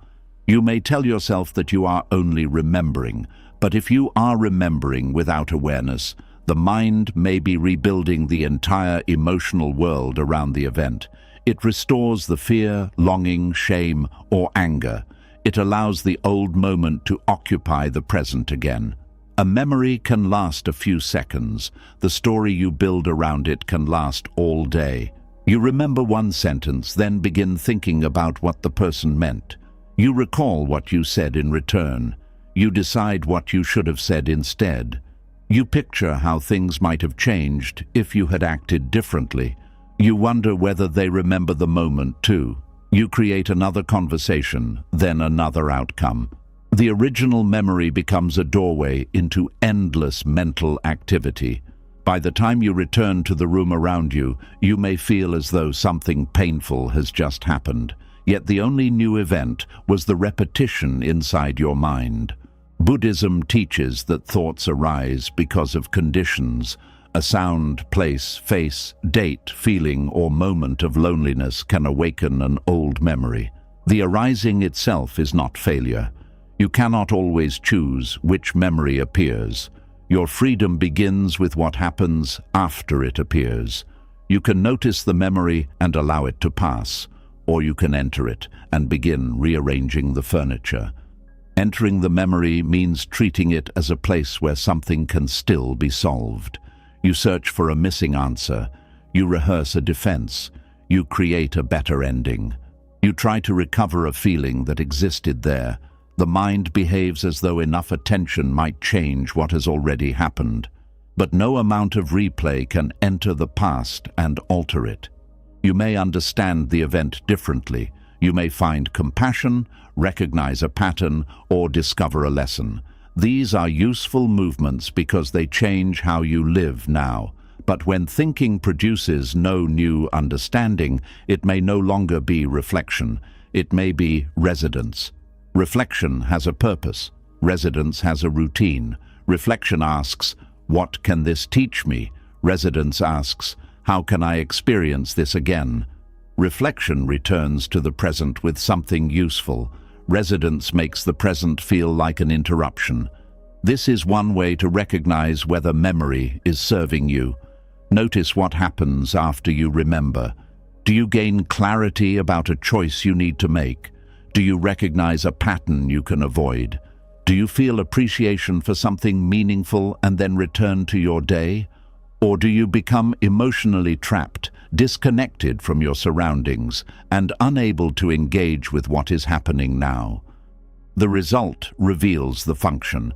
You may believe that repeatedly remembering someone keeps the relationship alive. Perhaps you fear that if you stop returning to certain moments, the person will disappear completely.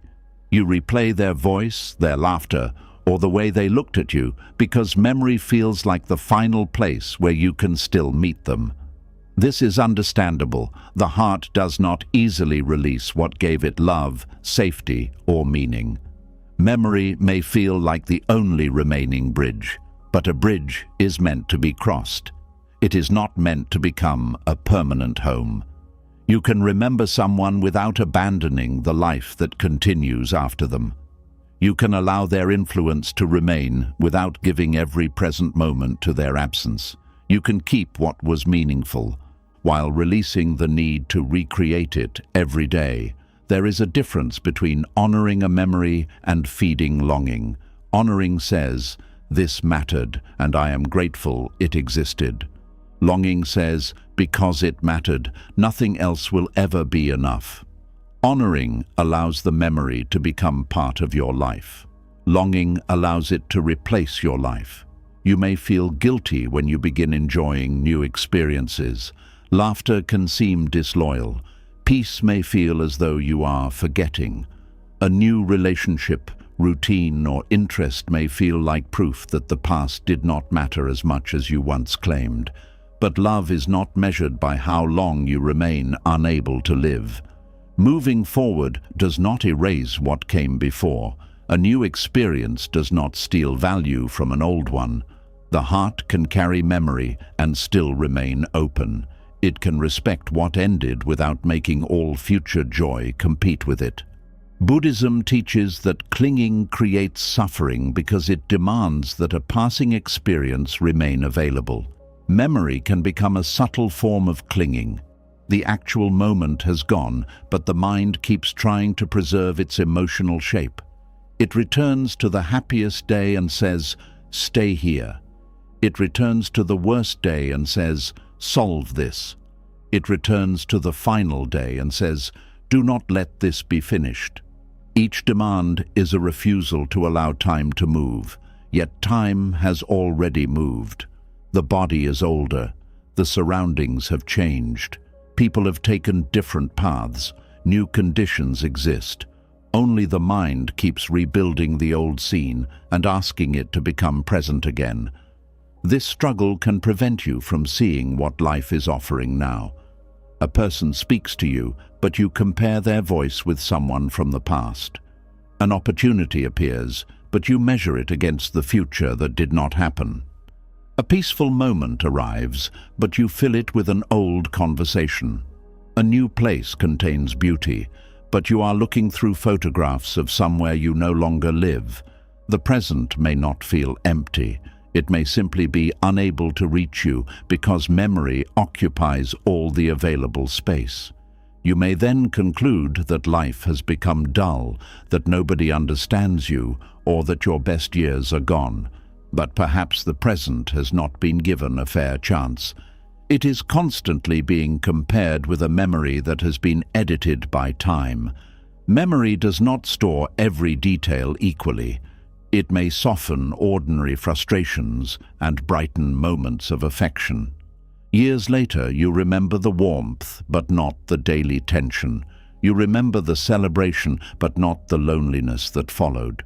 You remember how alive you felt, but forget the parts of yourself you had to silence. This is why the past can appear more beautiful after it ends.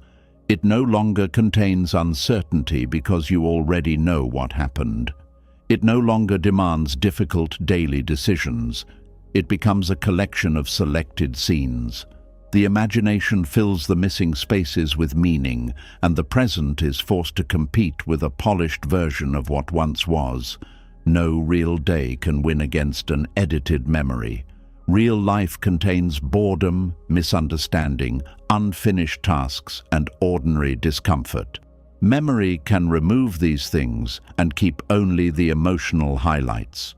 You may then believe you lost a perfect life when you actually lost a human situation containing both beauty and pain. Seeing the complete picture does not destroy the good. It protects you from worshipping what never existed in the form you now remember. Painful memories can also become distorted through repetition. Each time you replay an insult, betrayal, or humiliation, you may add more meaning to it. The person's words begin to represent your entire value. One failure becomes proof that you always fail. One rejection becomes evidence that nobody will stay. The event stops being something that happened and becomes a statement about who you are. This is dangerous because memory then shapes the way you interpret new experiences. A delayed reply feels like abandonment. A small criticism feels like the return of an old attack. A disagreement feels like the beginning of another betrayal. You're no longer responding only to the person in front of you. You're responding to everyone who came before them. Buddhist awareness helps separate the present condition from the past meaning. You notice that a familiar feeling has appeared, but you do not immediately assume that the old event is happening again. You might say, "This moment reminds me of what happened before," but it is not the same moment.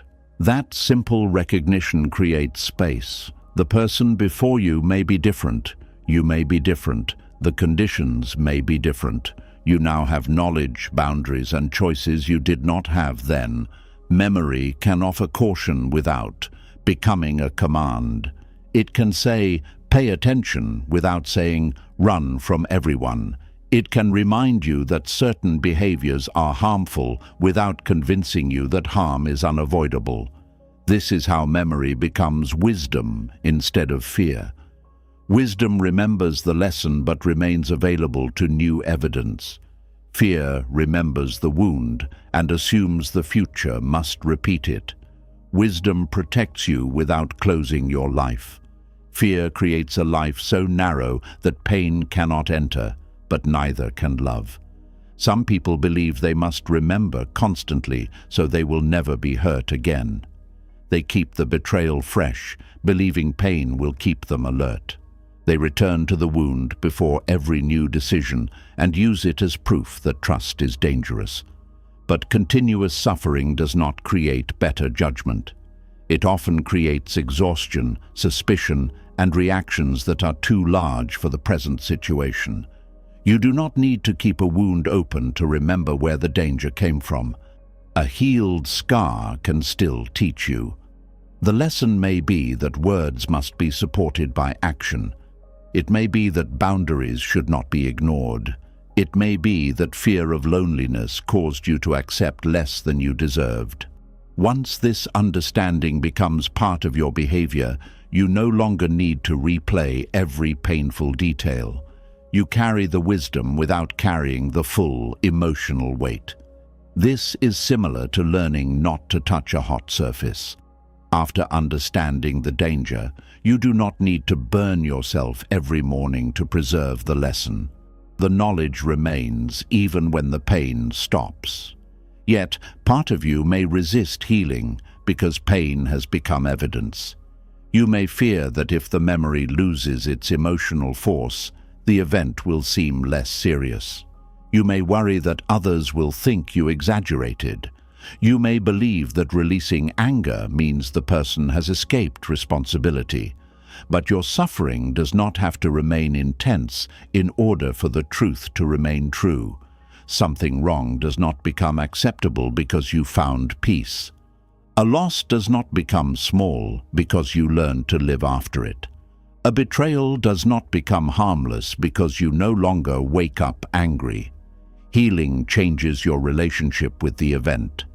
It does not rewrite the event itself. Buddhism invites you to stop using present pain as a witness for the past. The past does not need your daily suffering to prove that it occurred. You are allowed to become calm. You are allowed to remember without collapsing. You are allowed to speak about what happened without feeling as though it is happening again. This is not forgetting. It is integration. An integrated memory belongs inside a larger life. It has a place, but it does not own every room. You can open it when it is useful and close it when your attention is needed elsewhere. It does not disappear, but it no longer controls the direction of your day. Mindfulness develops this ability by teaching you to recognize memory as a present mental event. A picture appears in the mind. A feeling follows. A story begins. You become aware of the sequence. Instead of immediately entering the story, you notice the physical experience. Perhaps there is pressure in the chest, warmth behind the eyes, or tension in the jaw. You breathe without trying to force the feeling away. You allow it to be present as sensation. This matters because the story can last for hours, while the raw sensation often changes more quickly. The mind keeps emotions alive by attaching repeated explanations to them. You feel sadness, then think, "I will never have that again." The sadness grows. You feel anger, then think, "They ruined everything." The anger becomes heavier. You feel regret, then think, "My whole life would be different if I had made another choice." The regret expands beyond the original event. Mindfulness does not tell you that these thoughts are foolish. It asks you to see them as thoughts rather than unquestionable truths. "I will never have that again" is a prediction. "They ruined everything" is a total judgment. "My whole life would be different" is an imagined alternative. When you recognize this, the memory becomes less absolute. You can feel what is real without adding conclusions that the present cannot prove. You may still feel sorrow. Mindfulness is not emotional numbness. It does not turn meaningful memories into empty facts. It allows emotion to move naturally instead of being constantly renewed through mental resistance. Tears can come and pass. Longing can rise and soften. Gratitude can appear beside sadness. A memory can contain more than one feeling. This flexibility is important because the mind often traps memories inside a single meaning. A relationship becomes only a tragedy. A lost opportunity becomes only a failure, a difficult. Childhood becomes only proof that life was unfair. But experiences are rarely made of one thing. A painful relationship may have shown you what you need to change. A failed plan may have revealed abilities that another path later used. A season of loneliness may have taught you how deeply you need honest connection. This does not mean every painful event happened for a good reason. It means your understanding of it does not have to remain frozen at the moment of pain. You are allowed to discover new meanings as you grow. The past remains unchanged, but the person remembering it changes. A memory you once experienced only with anger may later contain sadness. A memory that brought shame may eventually reveal compassion for how little you understood at the time. This changing relationship with memory is part of healing. You stop asking, "How do I erase this?" and begin asking, "How can I hold this without being held by it?" Erasing is rarely possible, and trying to force memory away can make it return more strongly. The mind notices your resistance and treats the thought as a threat. You become afraid of certain songs, places, dates, or conversations because they may awaken what you are trying not to feel. Avoidance gives the memory more authority. It tells the mind, "This is too powerful for me to face." A gentler practice is to allow the memory to appear without giving it unlimited time. You acknowledge it, Notice the feeling and then return attention to what is present. You might say, "This is a memory, it mattered, it hurts, and I am here now."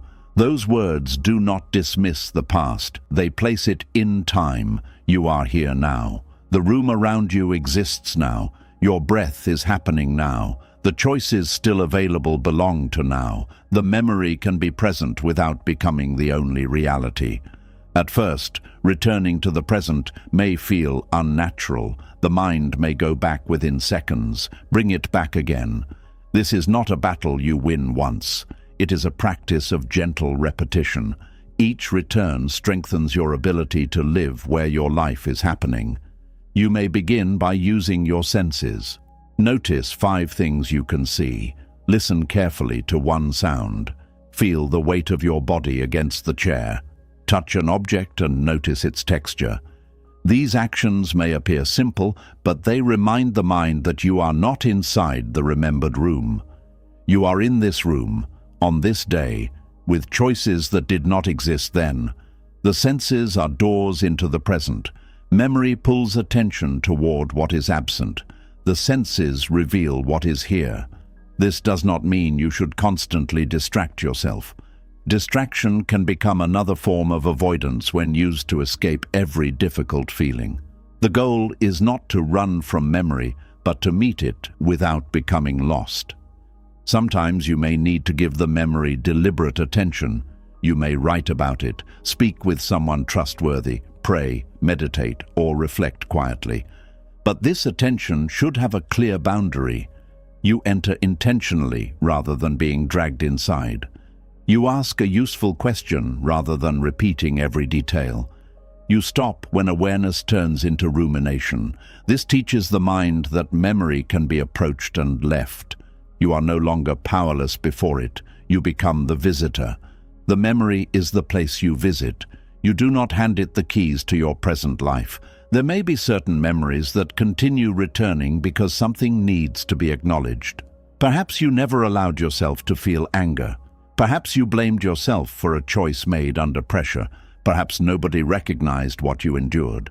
In such cases, simply pushing the memory away will not bring peace. It may need honest attention, but honest attention is different from endless replay.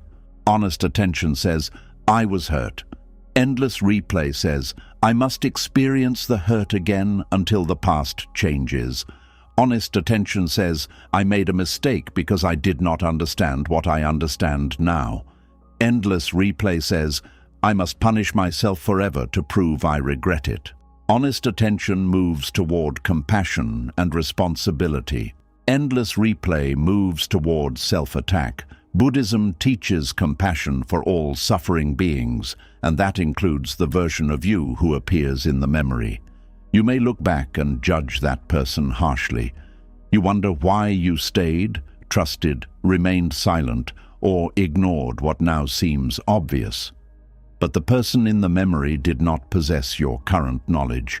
They acted through the understanding, fear, needs, and conditions available then. You can accept responsibility without pretending they had access to wisdom they had not yet developed. Compassion says, "I wish I had chosen differently, and I understand why I could not see clearly." This is more useful than shame. Shame keeps you facing backward, trying to punish an old self who cannot change the decision. Compassion turns the lesson forward. It asks how you will choose now. Perhaps you will speak sooner. Perhaps you will trust actions more than promises. Perhaps you will stop abandoning yourself to keep another person. The changed behavior becomes the true apology to your past. You cannot rescue the person you were by suffering beside them forever. You honor them by creating a life in which their lesson is not wasted. Beautiful memories can also prevent present living. Pain is not the only reason people live in the past. Sometimes the past feels safer because it contains a happiness that can no longer be threatened. A good memory is complete. Nothing new can enter it and ruin what happened. You can return to it whenever you wish. The joy there may feel more dependable than opening yourself to another uncertain experience. You may repeatedly visit an old season because current life feels disappointing. You remember the house, the family gathered together, the work you loved, or the body you once had. The memory becomes a refuge. There is nothing wrong with seeking comfort in remembrance. The problem begins when the refuge becomes a hiding place. You stop asking what joy could look like now because you are convinced its only true form belongs to then. You compare every gathering with the family as it once was. You compare your present abilities with a younger body. You compare new relationships with one that had years to develop. The present is judged before it has time to become meaningful. Buddhism teaches that no experience can be repeated exactly because the conditions have changed. Even if you return to the same place, you bring a different mind. The people are older. The atmosphere has shifted. The moment you want to recover was created by conditions that appeared once and then moved on. Trying to recreate it exactly often creates disappointment. But the qualities within the memory may still be available in new forms. You may not recover the same family gathering, but you can create connection with those who are present. You may not have the same physical strength, but you can still experience movement, care, and dignity. You may not return to the old home, but you can bring warmth into the place where you live now.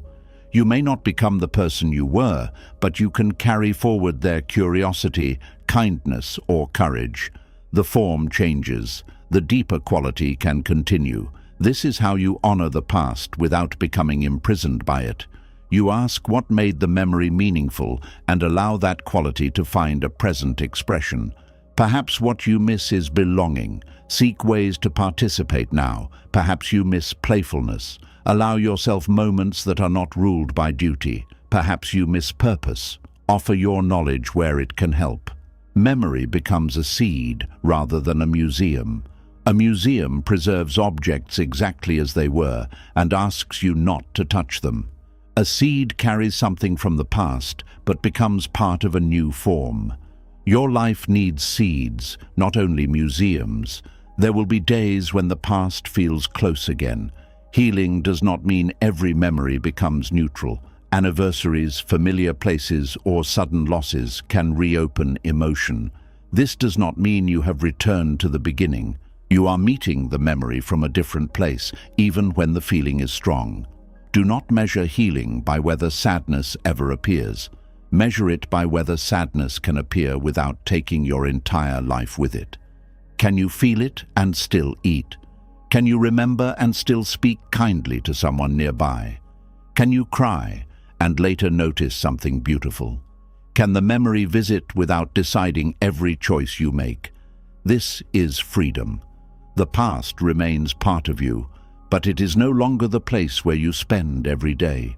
You begin to understand that remembering does not require returning. Love does not require residence. Wisdom does not require repeated pain. You can close your eyes, visit an old moment, feel what it means, and then open them again. The opening matters. You return to the light in the room, the sound of the world, and the life still asking for your presence. There are people who can only meet you now. There are experiences that cannot reach you in the past. There are qualities waiting to emerge from the person you are becoming. Every hour given entirely to what has ended is an hour unavailable to what is still alive. This does not mean you should rush. Grief has no simple timetable. Some memories require years before they become easier to carry. Be patient with the process. But patience with grief is different from building your identity around it.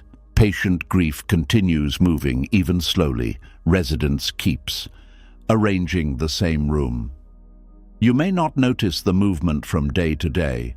Then one morning, the memory appears and you realize it no longer controls your breathing. You can think of the person without needing to contact them.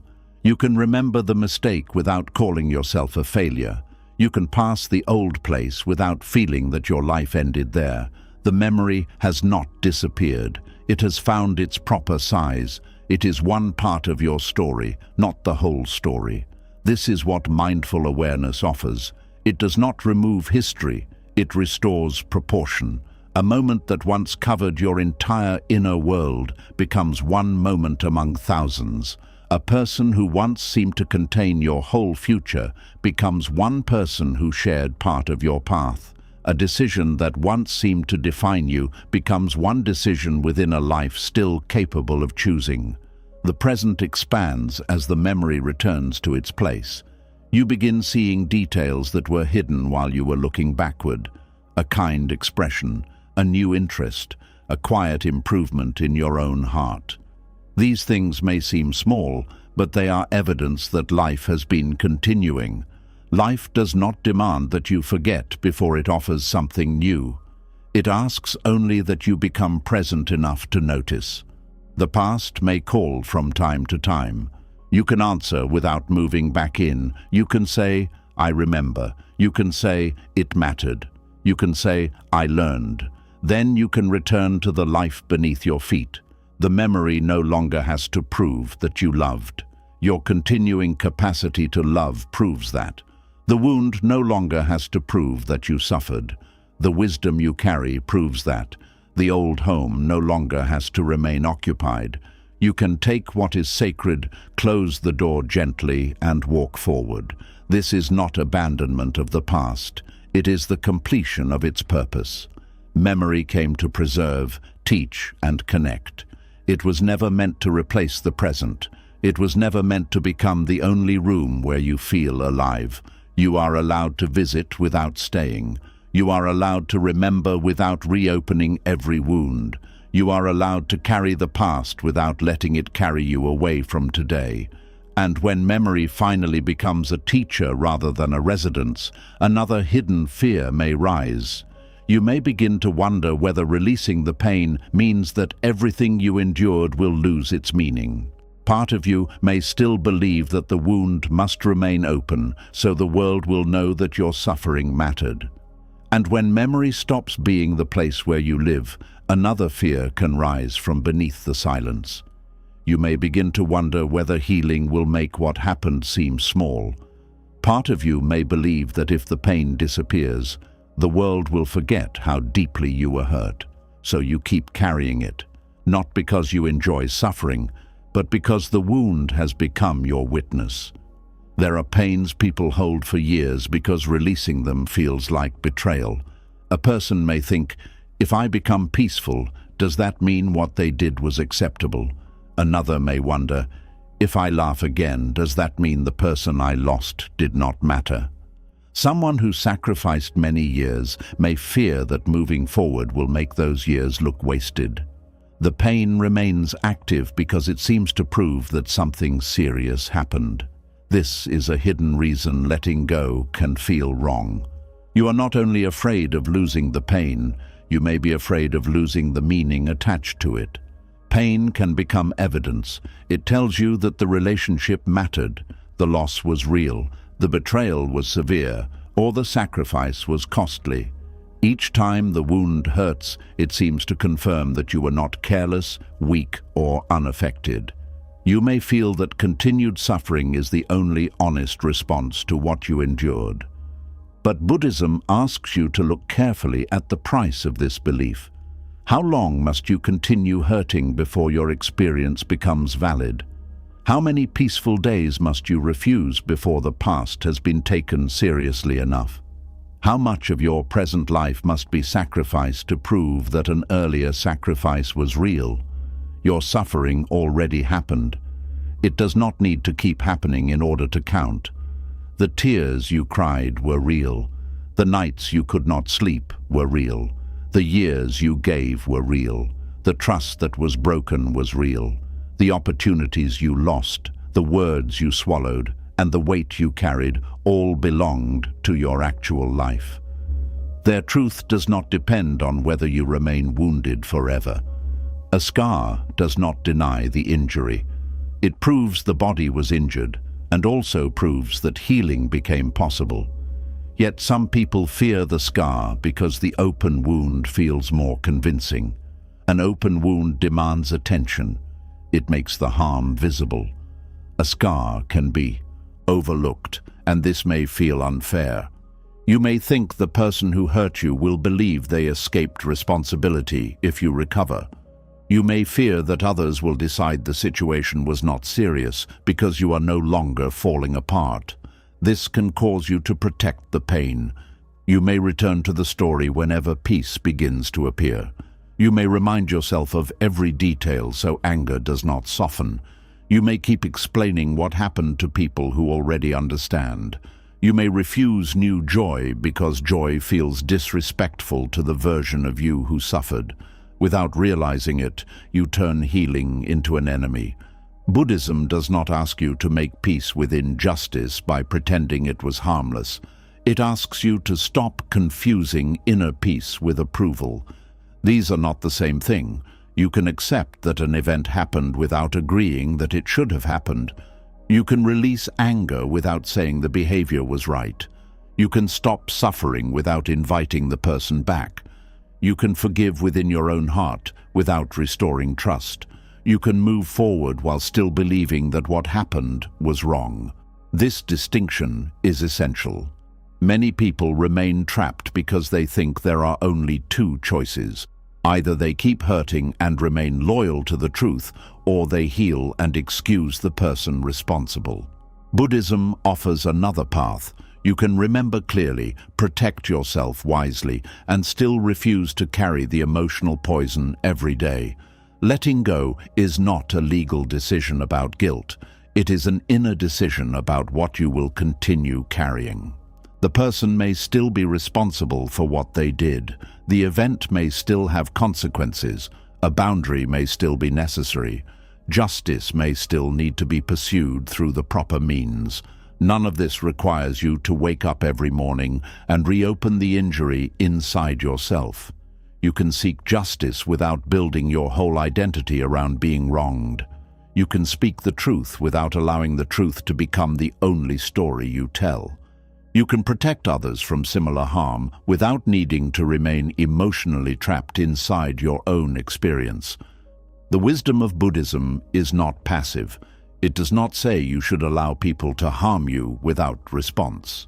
Compassion does not mean accepting mistreatment. Peace does not mean silence when action is needed. But wise action comes from clarity, not from a wound that must remain constantly inflamed. When pain controls action, you may act only to punish, prove, or make another person feel what you felt. When awareness guides action, you can choose what prevents further harm, restores balance, and protects dignity. The outward action may sometimes look similar, but the inner condition is different. You may still leave. You may still say no. You may still report wrongdoing. You may still refuse contact. You may still tell the truth. But you do these things because they are wise, not because you need to remain emotionally connected to the person through anger. Resentment can make you feel as though you are holding someone accountable, but often the other person continues living while you carry the punishment in your own body. They may not hear the arguments you rehearse. They may not feel the sleeplessness, the tension, or the heaviness. Your anger may never reach them, yet it reaches you every day. This does not mean anger is always wrong. Anger can reveal that something valuable was violated. It can provide energy to leave danger, defend a boundary, or speak after a long silence. It can be the first sign that you have stopped accepting mistreatment.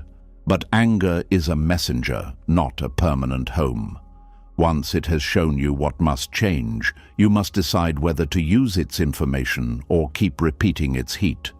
If you remain attached to the anger after the necessary action has been taken, it may begin harming the life it originally tried to protect.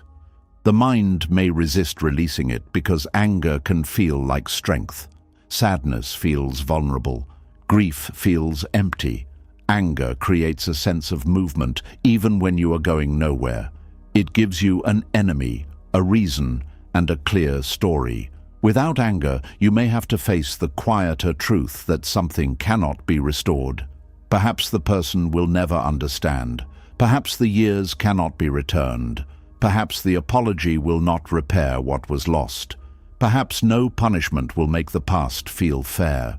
Anger can delay this grief by keeping the mind focused on what the other person should do. Letting anger soften brings attention back to what cannot be changed. This can hurt deeply, but it also begins the real process of release. Grief admits the loss.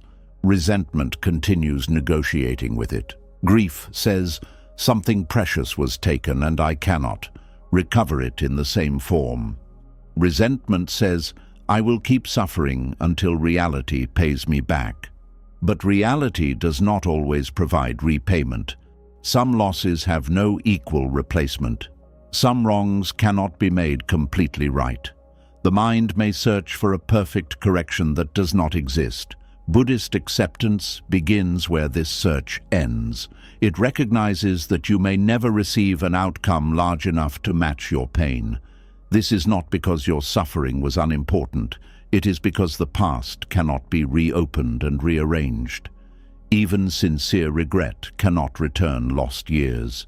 Even honest accountability cannot make the event unhappen. The question then becomes painful but powerful. Will you allow what was taken once to keep taking from you? The betrayal may have taken your trust at that time.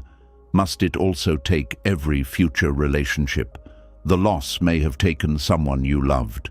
Must it also take your ability to feel joy? The sacrifice may have consumed years of your life. Must it also consume the years that remain? The mistreatment may have damaged your confidence. Must it continue deciding how you see yourself? This is what it means when the past keeps collecting payment from the present. The original event ends, but its cost continues through the way you think, react, and live. You may avoid every opportunity because one opportunity failed. You may distrust every person because one person betrayed you. You may reject kindness because someone once used kindness to control you. You may stop speaking honestly because your truth was once punished. The event has passed, yet it continues receiving pieces of your current life. At first, these responses may feel protective. You tell yourself you are being careful. Caution can be wise, but fear often disguises itself as wisdom. The difference becomes visible in what the response produces. Wise caution notices patterns, moves slowly, and remains open to evidence. Fear decides the result before anything new has happened. Wise caution protects your boundaries. Fear builds walls so high that nobody can reach you. Wise caution says, "I will pay attention." Fear says, "I already know how this will end." When the wound becomes proof that suffering mattered, you may feel obligated to keep responding from fear. Healing can seem like dropping your guard. Yet, healing does not require you to forget what you learned. It helps you use the lesson with greater accuracy. A person who has healed can recognize a warning sign without assuming everyone is dangerous. They can say no without needing hatred. They can leave without spending years proving why they left. They can remember the harm without expecting the same harm everywhere. This is stronger protection because it is guided by awareness rather than constant alarm. Part of what makes suffering difficult to release is the need to be believed. Perhaps people dismissed your experience. They told you to move on, stop being sensitive, forgive quickly, or look at the other person's side. They may have questioned your memory, minimized the harm, or blamed you for your reaction. When pain is denied by others, you may hold it more tightly. It becomes your private testimony. You fear that if you release it, their false version will win. This is understandable. Being hurt is painful, but being told that the hurt was not real creates another injury. You may feel that you must remain visibly affected so nobody can deny the seriousness of what happened. But the truth does not become false when another person refuses to recognize it. You do not need universal agreement before you can trust your own experience. Some people may never understand because understanding would require them to question themselves. Others may prefer a simpler story because your truth makes them uncomfortable. Some may care about you, but lack the emotional ability to hold difficult realities. Their limitation does not define the truth. Buddhist awareness teaches you to know your own experience directly. You notice what happened, what it produced, and what you learned. This inner honesty can become more stable than the approval of people who were not there or who refuse to see clearly. There may still be value in speaking with someone trustworthy. Being heard can restore dignity. Support can reduce isolation. But there is a difference between sharing in order to heal and repeating the story in the hope that one more person's agreement will finally make the pain valid. No number of witnesses can completely settle a wound if you do not yet believe yourself. You may receive sympathy and still feel unseen. You may hear, "You did not deserve that," and still blame yourself. You may be told, "What happened was serious," and still feel compelled to prove it. The deeper work is learning to say, "I know what I experienced. I do not need to remain broken to make it true." This is not pride, it is self-trust. Self-trust allows you to release the public performance of suffering. You no longer need every person to understand the whole story. You become more careful about where you place your pain. You share it with those who can treat it respectfully, not with everyone who asks. Your suffering is not less important because it is no longer visible. A quiet person may have survived things nobody knows. A peaceful face may carry a history of deep pain.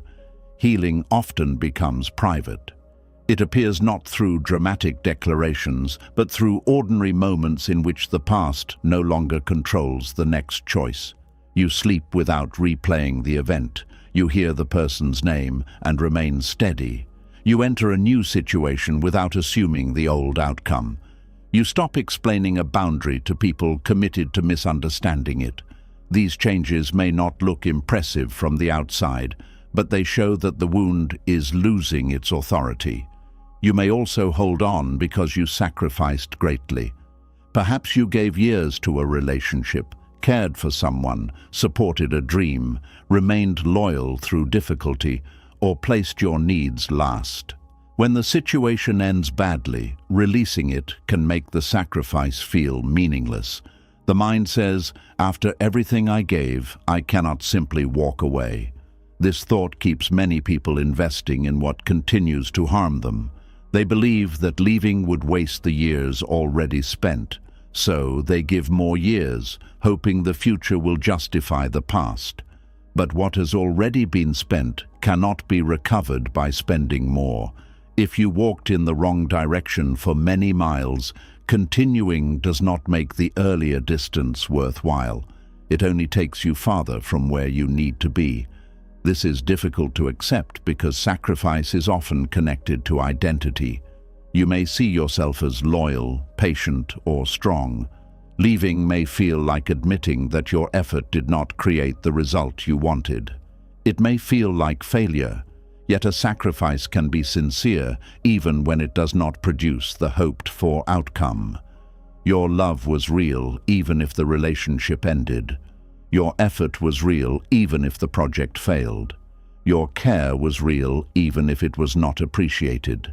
The value of what you gave is not decided only by whether another person used it wisely. At the same time, Buddhism asks you to examine whether continued sacrifice is compassionate or attached. True generosity does not require endless self-destruction. Patience does not mean ignoring every limit. Loyalty does not require you to support behavior that keeps causing harm. Sometimes the most honest way to respect your sacrifice is to stop adding to it.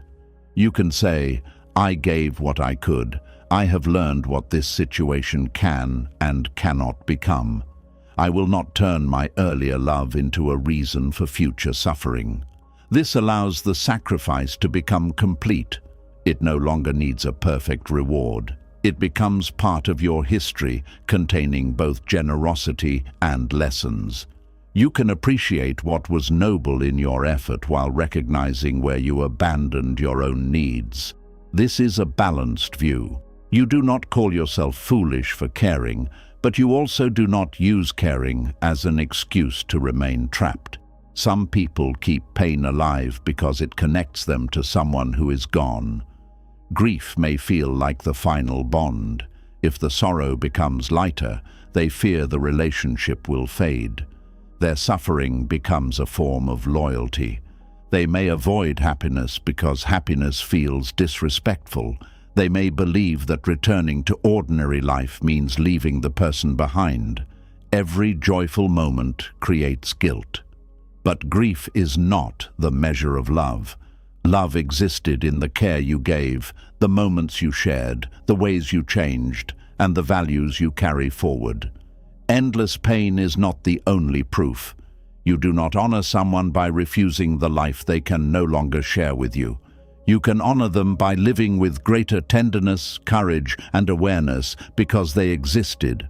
The form of the relationship changes, but its meaning can continue through the way you live. Perhaps they taught you patience. Practice patience with someone who needs it. Perhaps they showed you kindness. Pass that kindness forward. Perhaps their absence taught you that time is precious. Use your time more honestly. This turns memory into living meaning rather than permanent suffering. Buddhism teaches that clinging to grief can create another layer of pain. There is the natural sorrow of loss, and then there is the belief that sorrow must never soften. The natural sorrow moves according to its own rhythm. The belief keeps pulling it backward whenever healing appears. You may notice guilt during a peaceful day. The mind says, "How can you feel good after what happened?" Respond gently, "My peace does not erase my love." You may laugh and suddenly feel wrong. Remind yourself, joy is not betrayal. You may realize you went several hours without thinking about the loss. Instead of punishing yourself, recognize that the mind needed rest. Nobody can carry grief with full intensity every moment. The body would become exhausted. Healing includes pauses, and those pauses gradually become larger. This does not mean forgetting. It means the loss is becoming integrated into a life that continues. Mistreatment can create a similar attachment to identity. You may begin describing yourself mainly through what another person did. Their action becomes the central explanation for who you are. It may be true that the event changed you, but it does not possess every part of you. You are also the choices you made afterward. You are the boundaries you learned. You are the help you accepted. You are the compassion you protected. You are the moments when you refused to become cruel because someone treated you cruelly. If you define yourself only through the injury, the person who harmed you remains the author of your identity. Healing allows you to take the pen back. This does not require creating a false positive story. You do not need to say the event made you grateful or that everything happened for a beautiful reason. Some experiences are simply painful and wrong. Taking back the pen means deciding that the event will not write every future page. It may appear in the story, but it will not be the whole story. You may still have difficult days. You may still react strongly to reminders. Permanent identity and continuing effects are not the same. Healing does not require pretending there are no consequences. It means you stop treating those consequences as the final definition of your life. A wound can affect you without owning you. You may carry caution, sensitivity, or sadness. These qualities can become part of wiser living when held with awareness. Sensitivity can help you notice suffering in others. Caution can help you recognize danger. Sadness can deepen compassion, but they should not become commands that close every door. Buddhism teaches the middle way. You do not deny pain, and you do not worship it. You do not force yourself to forget, and you do not turn remembering into daily punishment. You acknowledge the injury fully, then allow healing to do its work. This middle way protects you from two extremes. One extreme says, "Nothing happened, I am fine." It pushes pain away and demands quick recovery. The other says, "Because this happened, I can never be free." It turns the wound into destiny. The middle way says, "This affected me deeply, and change is still possible." Both truths can exist together. You can be changed and still be healing. You can have scars and still be whole. You can admit that something took years from you and still protect the years ahead. This is not a contradiction. It is the reality of being human. There may be moments when you want the person responsible to see your suffering. You hope that if they witness how much damage they caused, they will finally understand, regret, or change. This desire is natural, but it can keep you performing pain for an audience that may never respond as you need. Some people avoid responsibility by denying harm. Others feel guilt, but still lack the courage to change. Some may see your pain and protect themselves by blaming you. Your visible suffering does not guarantee their awakening. Do not make your recovery dependent on their conscience. Their growth belongs to them. Your healing belongs to you. These paths may never meet. You can hope they learn, but you do not have to remain wounded in order to teach them. The consequence of their behavior may be the loss of your presence, trust, or closeness. That boundary can communicate more clearly than years of emotional suffering. You do not owe anyone continued access to the damage they caused. There is also a fear that healing will weaken your story. Perhaps your suffering helped you receive care, attention, or a sense of belonging. People gathered around you when the wound was fresh. As time passed, support became quieter. You may fear that becoming well means becoming invisible again. This does not make you manipulative. It reveals a human need for connection. Pain may have been the moment when others finally noticed you, but connection built only around suffering can become limiting. You may unconsciously remain in the role of the wounded person because you are unsure whether people will value you without that role. Healing asks you to discover other ways of being known. You can. Connect through interests, honesty, humor, wisdom, service, and shared ordinary life. You are more than the worst thing that happened to you. People who truly care can meet you beyond the wound. Some relationships may change when you heal. A person who enjoyed rescuing you may feel less important. Someone who bonded with you only through shared anger may resist your peace. This can be painful, but it reveals whether the relationship supported your growth or depended on your continued suffering. Healthy care wants you to become freer, even when freedom changes the relationship. Your pain deserves compassion, but it does not need to become the price of belonging. Buddhist compassion begins by allowing suffering to be seen clearly. It does not say, "Stop hurting because others are uncomfortable." It says, "Your suffering matters enough that it should not be needlessly continued." Holding on can feel like respect for your pain, but sometimes the most respectful action is to stop feeding it. You do not prove that a fire was serious by refusing to put it out. You respond to its seriousness by preventing it from burning the rest of the house. The past may have damaged one room of your life. Holding on can allow the flames to spread into every room that remains. It reaches future relationships, your health, your confidence, your ability to rest, and your willingness to trust yourself. Letting go is the decision to contain the damage. You save what can still be saved. You repair what can be repaired. You stop offering new parts of your life to an old fire. This is not denial, it is care. The mind may ask, "But what if I let go and nobody remembers what I endured?" You will remember, but differently. At first, memory may be sharp and filled with emotion. Later, it can become clear without being consuming. You will know what happened. You will carry the lesson. You may speak about it when it can help someone or when honesty requires it. But you will no longer need to bleed while telling the story. That is not a weaker memory. It is a wiser one. You have not lost the truth. you have lost the need to suffer every time you touch it. This is one sign that healing is becoming real. You can look back without needing the past to hurt you again. The event is serious because it happened, not because it continues happening inside you. You may begin to see that pain and meaning are not the same. Pain can point toward meaning, but it cannot create meaning by remaining intense. Meaning comes from how you understand, respond, and live. Two people may endure similar losses and carry them differently. One may spend years asking why life took something away. Another may eventually ask how to live truthfully with what remains. The second person does not love less. They have allowed suffering to become wisdom.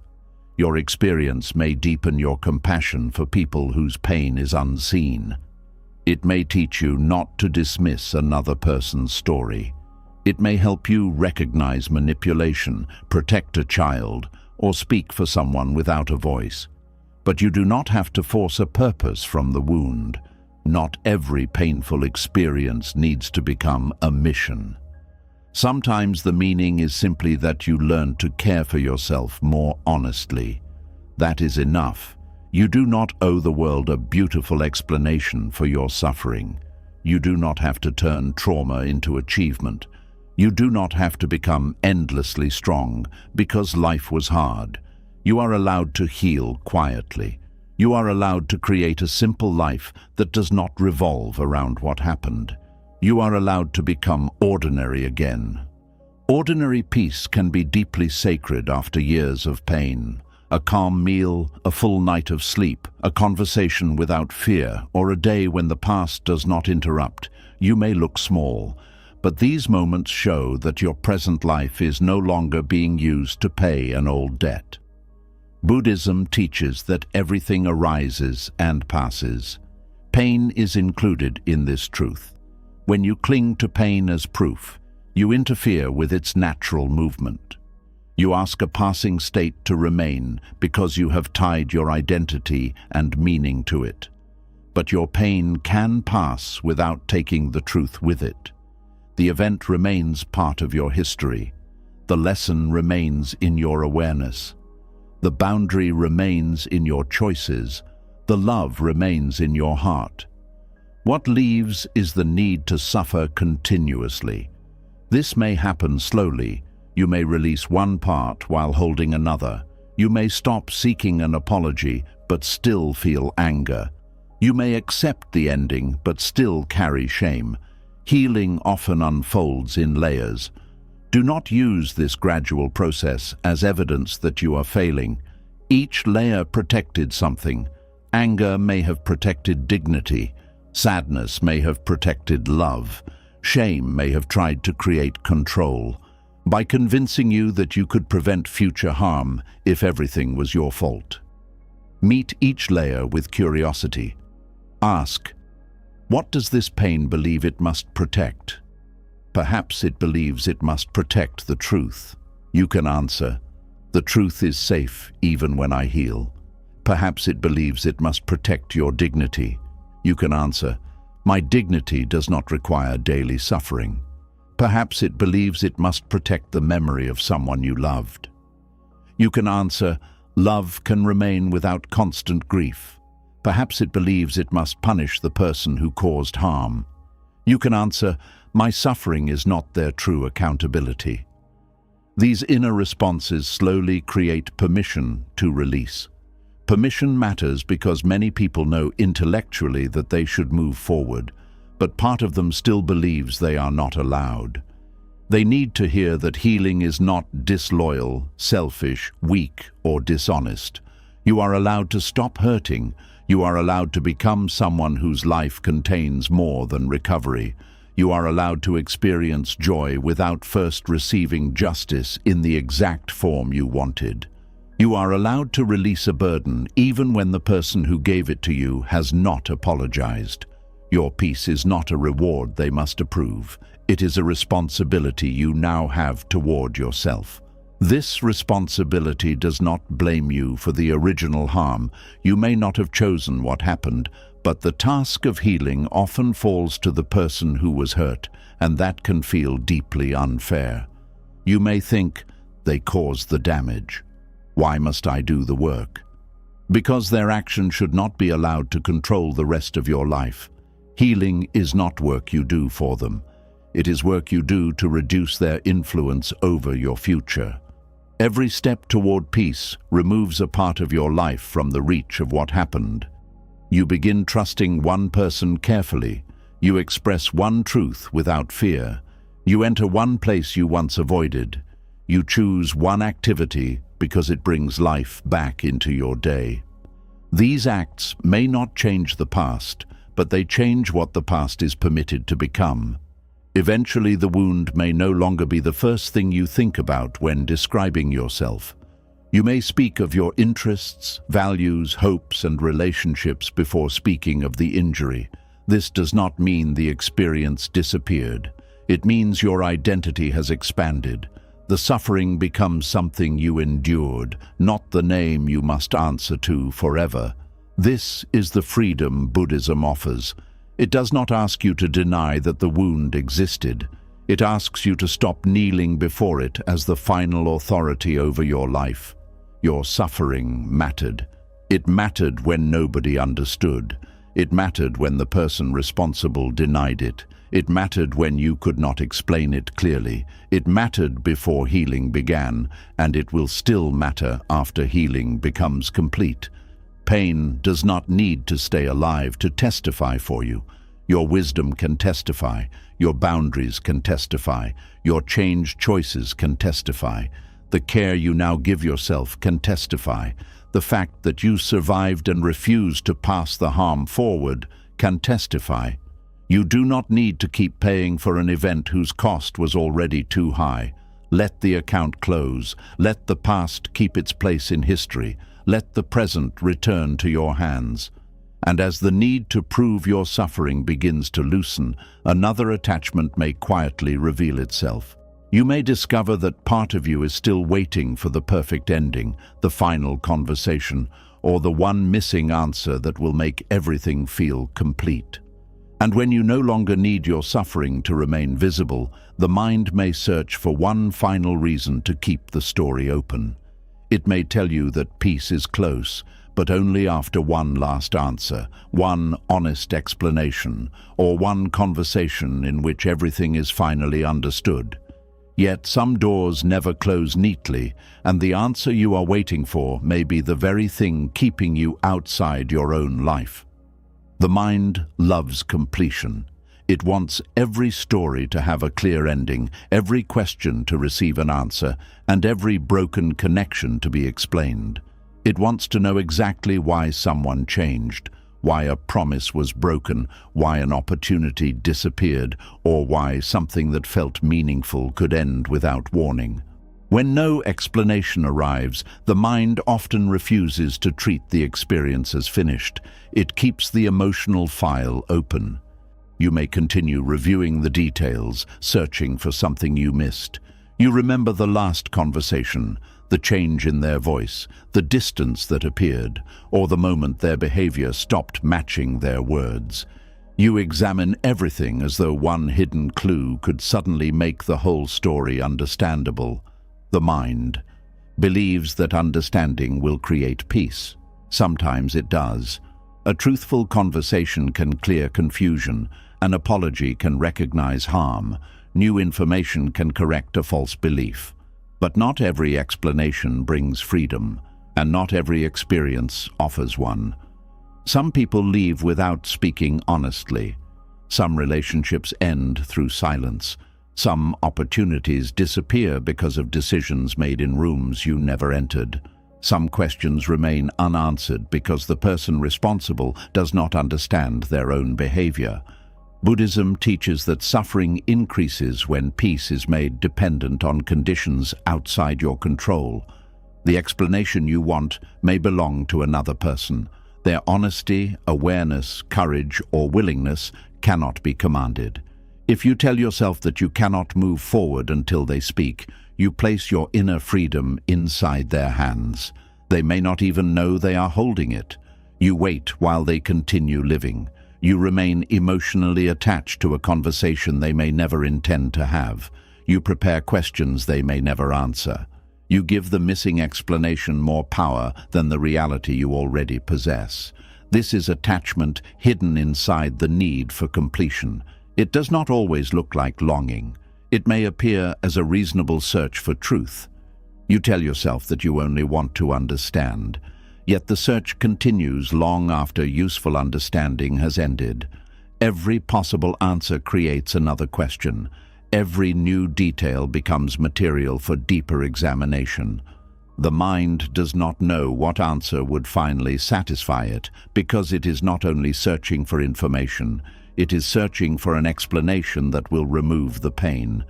But information cannot always do that. Suppose someone tells you why they betrayed your trust. They may say they were afraid, confused, selfish, lonely, or emotionally immature. The explanation may describe their condition, but it does not undo the choice. You may understand the cause and still feel hurt. The mind then asks another question. Why did they not tell you sooner? Why did they choose that response? Why were you not important enough for them to act differently? Why did they make promises they could not keep? One answer leads to another doorway, because the deeper desire is not simply to know what happened. The deeper desire is to make what happened feel acceptable. Some events will never feel acceptable. You may eventually understand them, but understanding and approval are different. You can see why a person behaved badly without believing their behavior was right. You can recognize the conditions that shaped them without carrying responsibility for their choices. Buddhist wisdom encourages understanding because understanding reduces blind hatred. But it does not say that every harmful action has a satisfying explanation. Human beings often act from mixtures of fear, desire, habit, ignorance, and contradiction. They may not be able to separate these forces clearly enough to give you the answer you seek. The person may tell you something that is partly true. They may protect their image. They may remember the event differently. They may offer the answer they think will end the conversation. They may blame circumstances because responsibility feels too painful. Even complete honesty might not produce complete closure. This is because closure is not simply information entering the mind. It is the mind accepting that no additional information can change what has already happened. You may possess every fact and still resist the ending. You may know that the relationship is over, but continue asking why it had to end. You may know that the opportunity has passed, but keep searching for the one mistake that caused it. You may know that another person chose differently, but still believe there must be a hidden reason that protects your preferred version of the story. Facts alone cannot close a door the heart insists must remain open. The mind wants a clean ending because clean endings create the illusion that life can be fully understood. If every event has a clear cause, perhaps future pain can be prevented. If you can identify exactly what went wrong, perhaps you will never experience the same uncertainty again. This gives the search a protective purpose.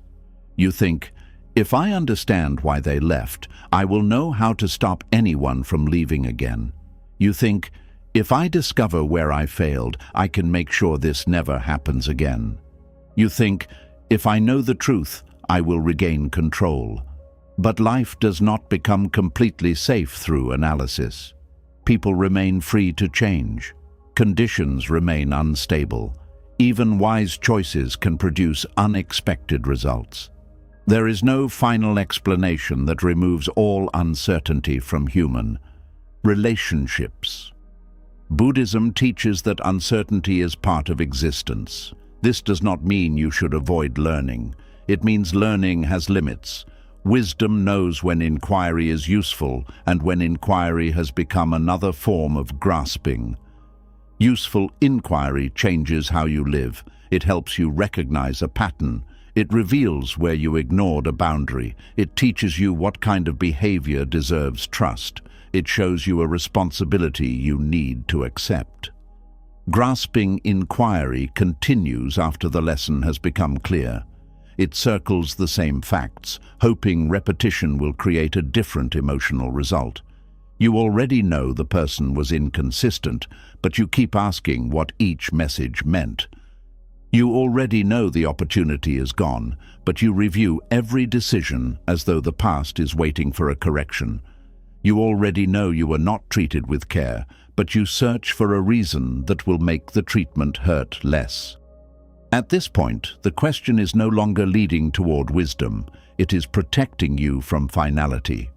As long as a question remains open, part of you can believe the story is still alive. There may still be one conversation that changes everything. There may still be a hidden truth that restores the relationship, repairs the misunderstanding, or proves that the ending was not what it appeared to be. The question becomes a thread tying you to the past. You may fear that releasing the question means accepting an answer you dislike. For example, perhaps someone left without explaining themselves. You may resist closure because the clearest available truth is painful. They chose not to communicate honestly. You want a deeper reason because the visible behavior feels too cruel or too simple. Yet, sometimes the behavior is the answer. Silence is information. Repeated avoidance is information. A refusal to take responsibility is information. A pattern of disappearing when honesty is required is information.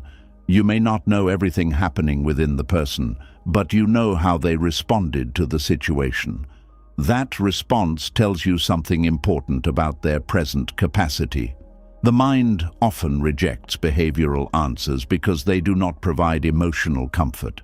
It wants the person to say, "You mattered. I was wrong.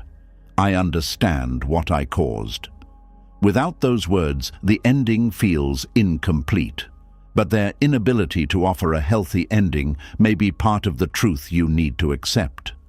A person who could not communicate honestly during the relationship may also be unable to communicate honestly at the end. Someone who avoided responsibility before may avoid it again when you ask for closure. You may be requesting emotional maturity from the same person whose lack of maturity helped create the wound. This does not make your need unreasonable. It means the source you are asking may not possess what you need. You would not continue visiting an empty well and accusing yourself because it offers no water. At some point, you accept that the well is dry. You stop measuring your worth through what it cannot provide. The same is true of explanation. Another person's inability to give clarity does not mean you are undeserving of clarity. It means you may need to create clarity from the evidence available. Self-created closure is sometimes misunderstood. It does not mean inventing an answer. It means making a wise decision even when the full answer is unavailable. You can say, "I do not know every reason they acted this way, but I know the effect it had on me." You can say, "I may never understand their private thoughts, but I understand that their behavior was not healthy for me." You can say, "I do not know why the opportunity disappeared, but I know it is no longer available."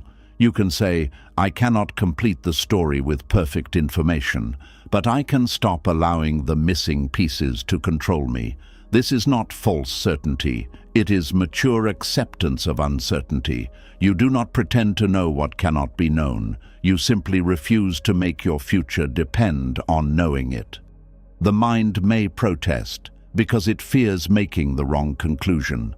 It says, "What if there is something important I have not discovered? What if I let go just before the truth appears?" You can remain open to new information without waiting for it. If a truthful explanation arrives later, you can listen to it then. You do not need to suspend your life in advance. You can act according to the reality available today and adjust if reality changes.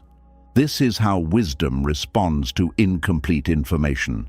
It does not create a permanent judgment from limited facts, but it also does not refuse every decision until perfect certainty arrives.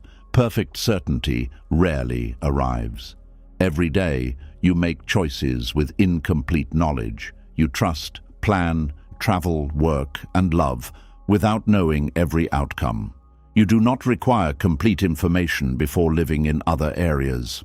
Yet when emotional attachment is involved, the mind suddenly demands an impossible level of clarity. This demand may be an attempt to avoid the pain of choice. If you receive a final explanation, perhaps the decision will feel easier. You will know whether to forgive, leave, wait, or move forward.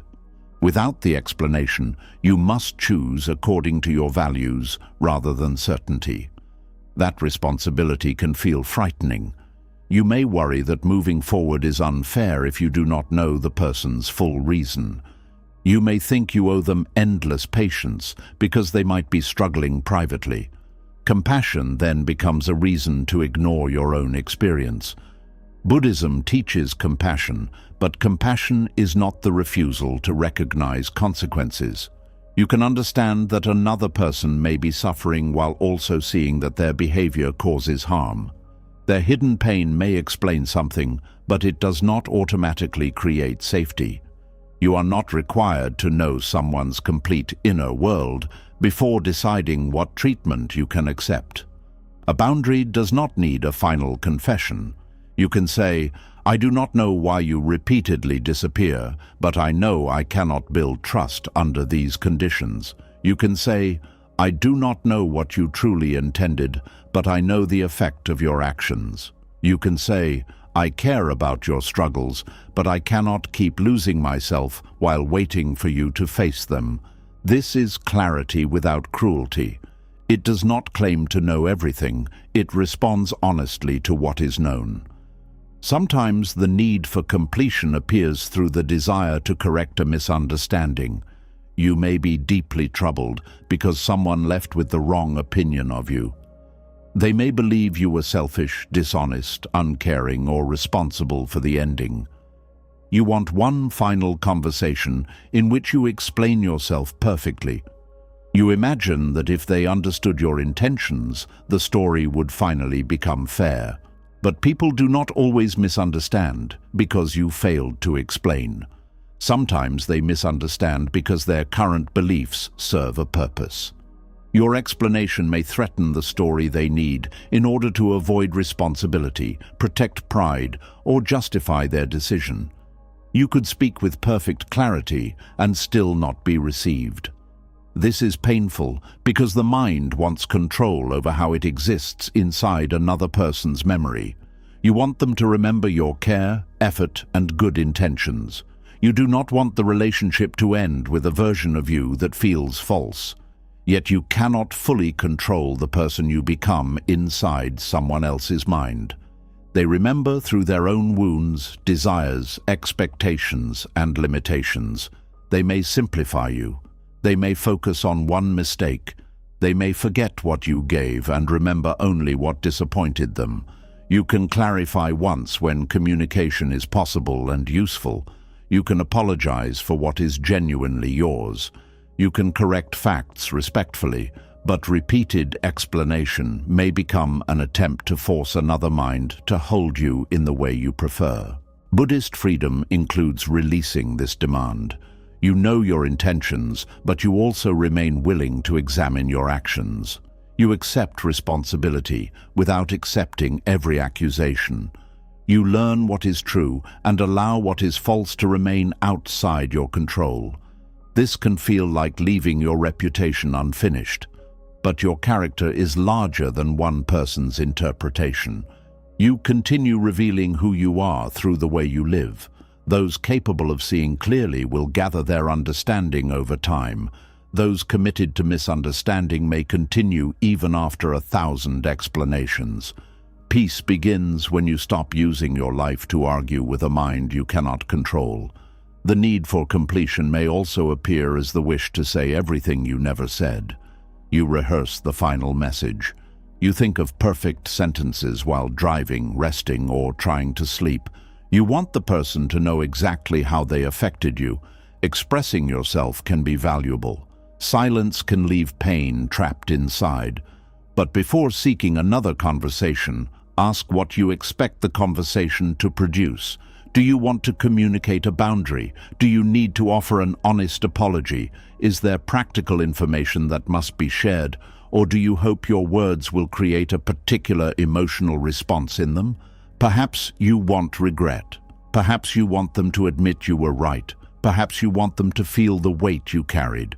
Perhaps you want them to return after realizing what they lost. When your peace depends on their reaction, the conversation may not provide closure. Even if you deliver every sentence perfectly, their response remains outside your control. They may become defensive. They may remain silent. They may apologize in a way that feels too weak. They may agree with you but still refuse to change. You may leave with more disappointment than before. This does not mean you should never speak. It means speech should not be confused with control. You can say what is necessary because truth matters, then release the demand that another person respond in a way that completes you. Sometimes writing the words without sending them can reveal what you truly need. You may discover that the message is less about informing the other person and more about allowing your own voice to exist. You can write everything honestly, say what hurt, what you learned, and what you will no longer accept. Then read it as a witness to your own experience. You may realize that the recognition you were demanding from them can partly begin within you. You hear yourself. You believe yourself. You stop waiting for the person who dismissed your pain to become the person who validates it. This inner recognition cannot replace every human need. Being heard by others matters, but it can prevent your healing from being completely dependent on the one person least prepared to provide what you need. The mind also seeks completion through imagined alternative endings. It returns to the past and changes one decision. If only you had spoken sooner. If only you had remained quiet. If only you had noticed the warning. If only you had waited. The imagined version always appears more complete because it is protected from reality. You never have to see the difficulties that would have followed the alternative choice. You see only the point where the story seems to improve. This creates false certainty. You believe one different sentence would have saved the relationship. You do not see the deeper conditions that were already shaping it. You believe accepting one opportunity would have solved your life. You do not see the problems that path might also have contained. The alternative past is built by imagination, not by evidence. It cannot be tested, so it remains perfect. Buddhism teaches you to observe regret without treating it as a portal to another life. Regret can teach responsibility. It can reveal what you value and help you act differently now. But when regret becomes an endless attempt to finish the past correctly, it wastes the lesson it contains. The only completion available is present action. You cannot return and speak honestly then, but you can speak honestly now. You cannot set the boundary in the old moment, but you can set one today. You cannot recover the missed opportunity, but you can become more attentive to the next one. This is how an unfinished past contributes to a wiser present. You do not complete the old event. You complete its lesson through changed behavior. There may also be emotional accounts you want settled. You gave love and received neglect. You offered loyalty and received betrayal. You sacrificed and were forgotten. The imbalance feels unfinished because justice seems absent. The mind wants life to restore what was taken. It wants the person to regret losing you. It wants them to experience the same loneliness. It wants your success to prove they were wrong. It wants the world to make the story fair. This desire is understandable, but waiting for emotional repayment keeps the account open. You monitor their life to see whether consequences have arrived. You compare your progress with theirs. If they appear happy, you feel that justice has failed. Their peace becomes an insult because you are still carrying the damage. But another person's visible life cannot settle your inner account. You do not know everything they experience, and even their suffering would not return what you lost. Pain does not become meaningful simply because it is shared equally. Buddhist wisdom asks whether your desire for balance is restoring you or binding you to the person. True justice may require practical consequences, protection, or accountability, but emotional revenge often promises completion and produces continued attachment. You remain interested in their fall because your peace is still connected to their condition. The account closes when their life is no longer the measure of yours. You stop asking whether they received what they deserved and begin asking whether you are giving your present life what it deserves. Your present deserves attention. It deserves relationships not constantly compared with the old one. It deserves decisions not ruled by the need to prove something. It deserves days that do not begin with checking whether another person has suffered enough. This does not erase the imbalance. It ends your participation in carrying it forward. Some endings remain incomplete because the truth itself is mixed. You may have been hurt, yet also recognize ways you caused harm.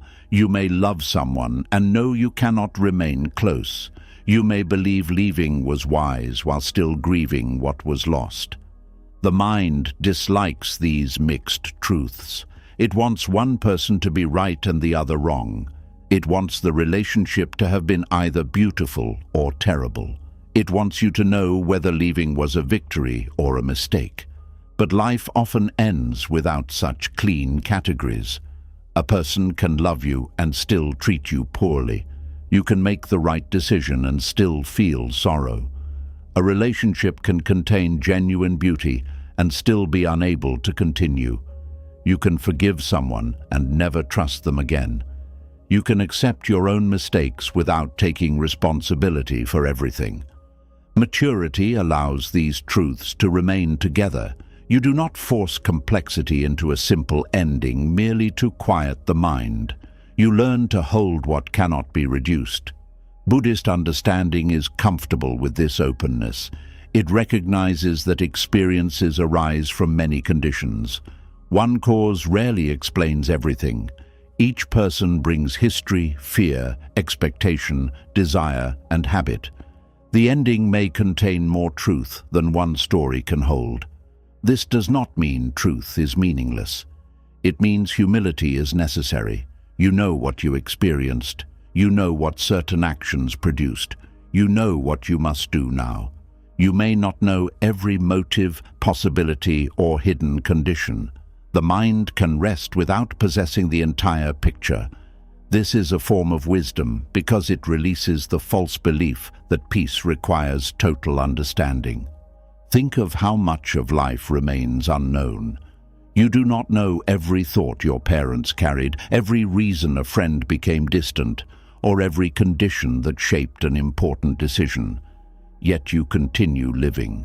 The unknown is already woven through your story. The demand for complete closure is selective. It becomes strongest where attachment remains.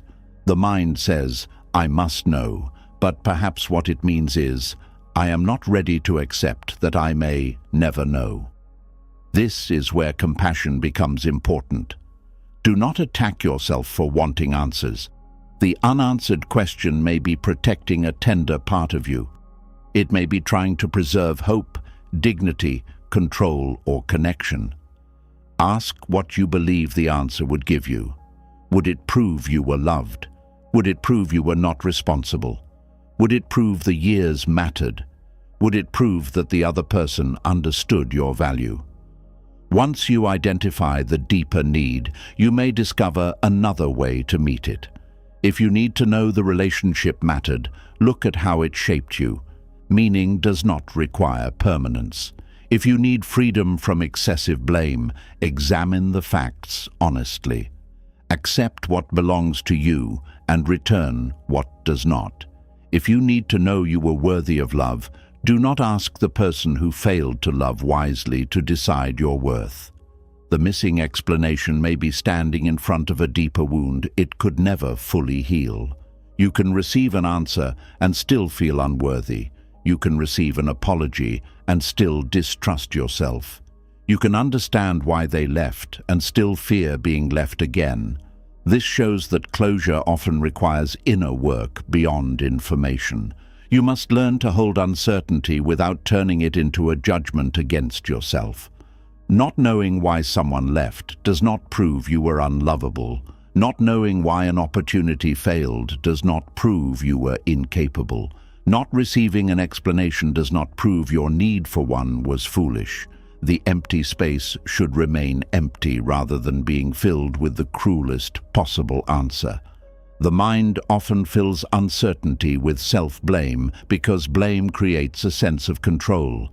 If everything was your fault, then perhaps you can prevent all future pain by becoming perfect. But perfection cannot protect you from every ending. People may leave because of their own conditions. Opportunities may close because of changes unrelated to your effort. Relationships may end even when love exists. Life does not always provide a reason that can be turned into personal improvement. Sometimes the mature response is not, "How did I cause this?" but "How will I care for myself within what happened?" This shift protects you from using the need for explanation as a weapon against yourself. You can review your behavior once with honesty. Ask where you acted unwisely, where fear guided you, and what you would change. Then allow the examination to end. Responsibility has a destination. It leads to correction. Self-punishment has no destination. It repeats the accusation without producing new action. When the lesson is clear and the behavior has changed, continued blame does not make you more responsible. It only keeps the emotional account open. Buddhist practice can help by teaching you to sit beside the unanswered question without entering it. When it arises, notice its form. Why did they do this? Feel the urgency beneath the words. Do not rush to answer. Breathe and allow the question to exist without solving it. You may notice sadness, fear, or helplessness underneath. Stay with the feeling rather than building another explanation. The question may soften when its hidden emotion is allowed to be felt. This practice teaches the mind that uncertainty can be present without becoming an emergency. You do not need to solve every thought that arrives. Some thoughts are expressions of pain, not requests for information. Why was I not enough? May actually mean, I feel rejected. How could they forget me? May mean, I am afraid that what we shared had no value. Why did life allow this? May mean, I feel powerless before what happened. Responding to the feeling can bring more healing than answering the question. You can offer compassion to rejection. You can remember that value does not disappear when a relationship ends. You can admit powerlessness without declaring life meaningless. The question loses some of its grip because it is no longer the only language available for the pain. Eventually you may reach a quiet sentence, I may never know. At first, these words can feel like defeat. They appear to close the possibility of understanding. But when spoken with acceptance, they create space. I may never know, and I can still live wisely. I may never know, and I can still believe my experience. I may never know, and I can still choose peace. The second half transforms the sentence. Not knowing is no longer a wall. It becomes a condition you are capable of carrying. This is maturity. It does not mean you stop caring about truth. It means you stop demanding information that may not exist before allowing yourself to be free. You accept that some stories have missing pages. Some conversations end before the honest sentence arrives. Some people leave with parts of the truth you will never hear. Your life does not have to stop at the blank space. You can turn the page without pretending the page was complete. The story continues through you, not through the answer you were denied. As this acceptance grows, the old questions may still visit, but they no longer command hours of your attention. You recognize them as echoes of a story that once needed completion. You may say, I wanted an answer, and I did not receive one. This simple truth contains both the desire and the reality. You do not need to add, "Therefore, I cannot heal." The ending may remain imperfect, but your response can become complete. You can complete the boundary. You can complete the lesson. You can complete your decision to stop waiting. You can complete your responsibility to care for the life still in your hands. This is the only kind of completion Buddhism can promise. It is not control over the past or another person. It is the end of your struggle to make inner peace dependent on them. You release the belief that one explanation holds the key to your freedom. You stop standing at a closed door, waiting for someone inside to tell you why it closed. You turn toward the path that remains. The answer may never come. The misunderstanding may never be corrected. The emotional account may never appear fair. Yet the breath continues. The present remains open. Your awareness is still capable of choosing where attention will go. Peace does not always arrive because the story finally makes sense. Sometimes peace arrives because you stop requiring the story to make perfect sense. You accept what is known. You respect what is unknown. You learn what can be learned. Then you release what no amount of thinking can complete.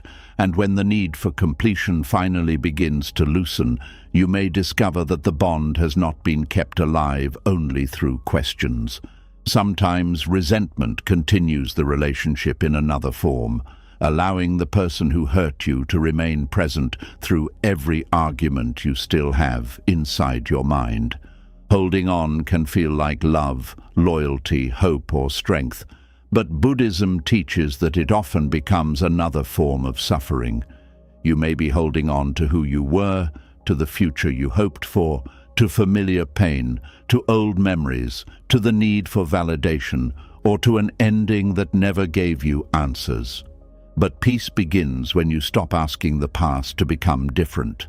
Letting go does not mean the experience was unimportant. It does not erase love, excuse harm, or make your suffering meaningless. It means you refuse to let what has already ended keep taking from the life that is still here. So ask yourself this: what are you still carrying that no longer belongs in your present? Write your answer in the comments with the words, "I am ready to release." Your words may give someone else the courage to begin. And if these Buddhist teachings brought you clarity, subscribe to the channel and join us for more lessons that bring peace, wisdom, and freedom into everyday life.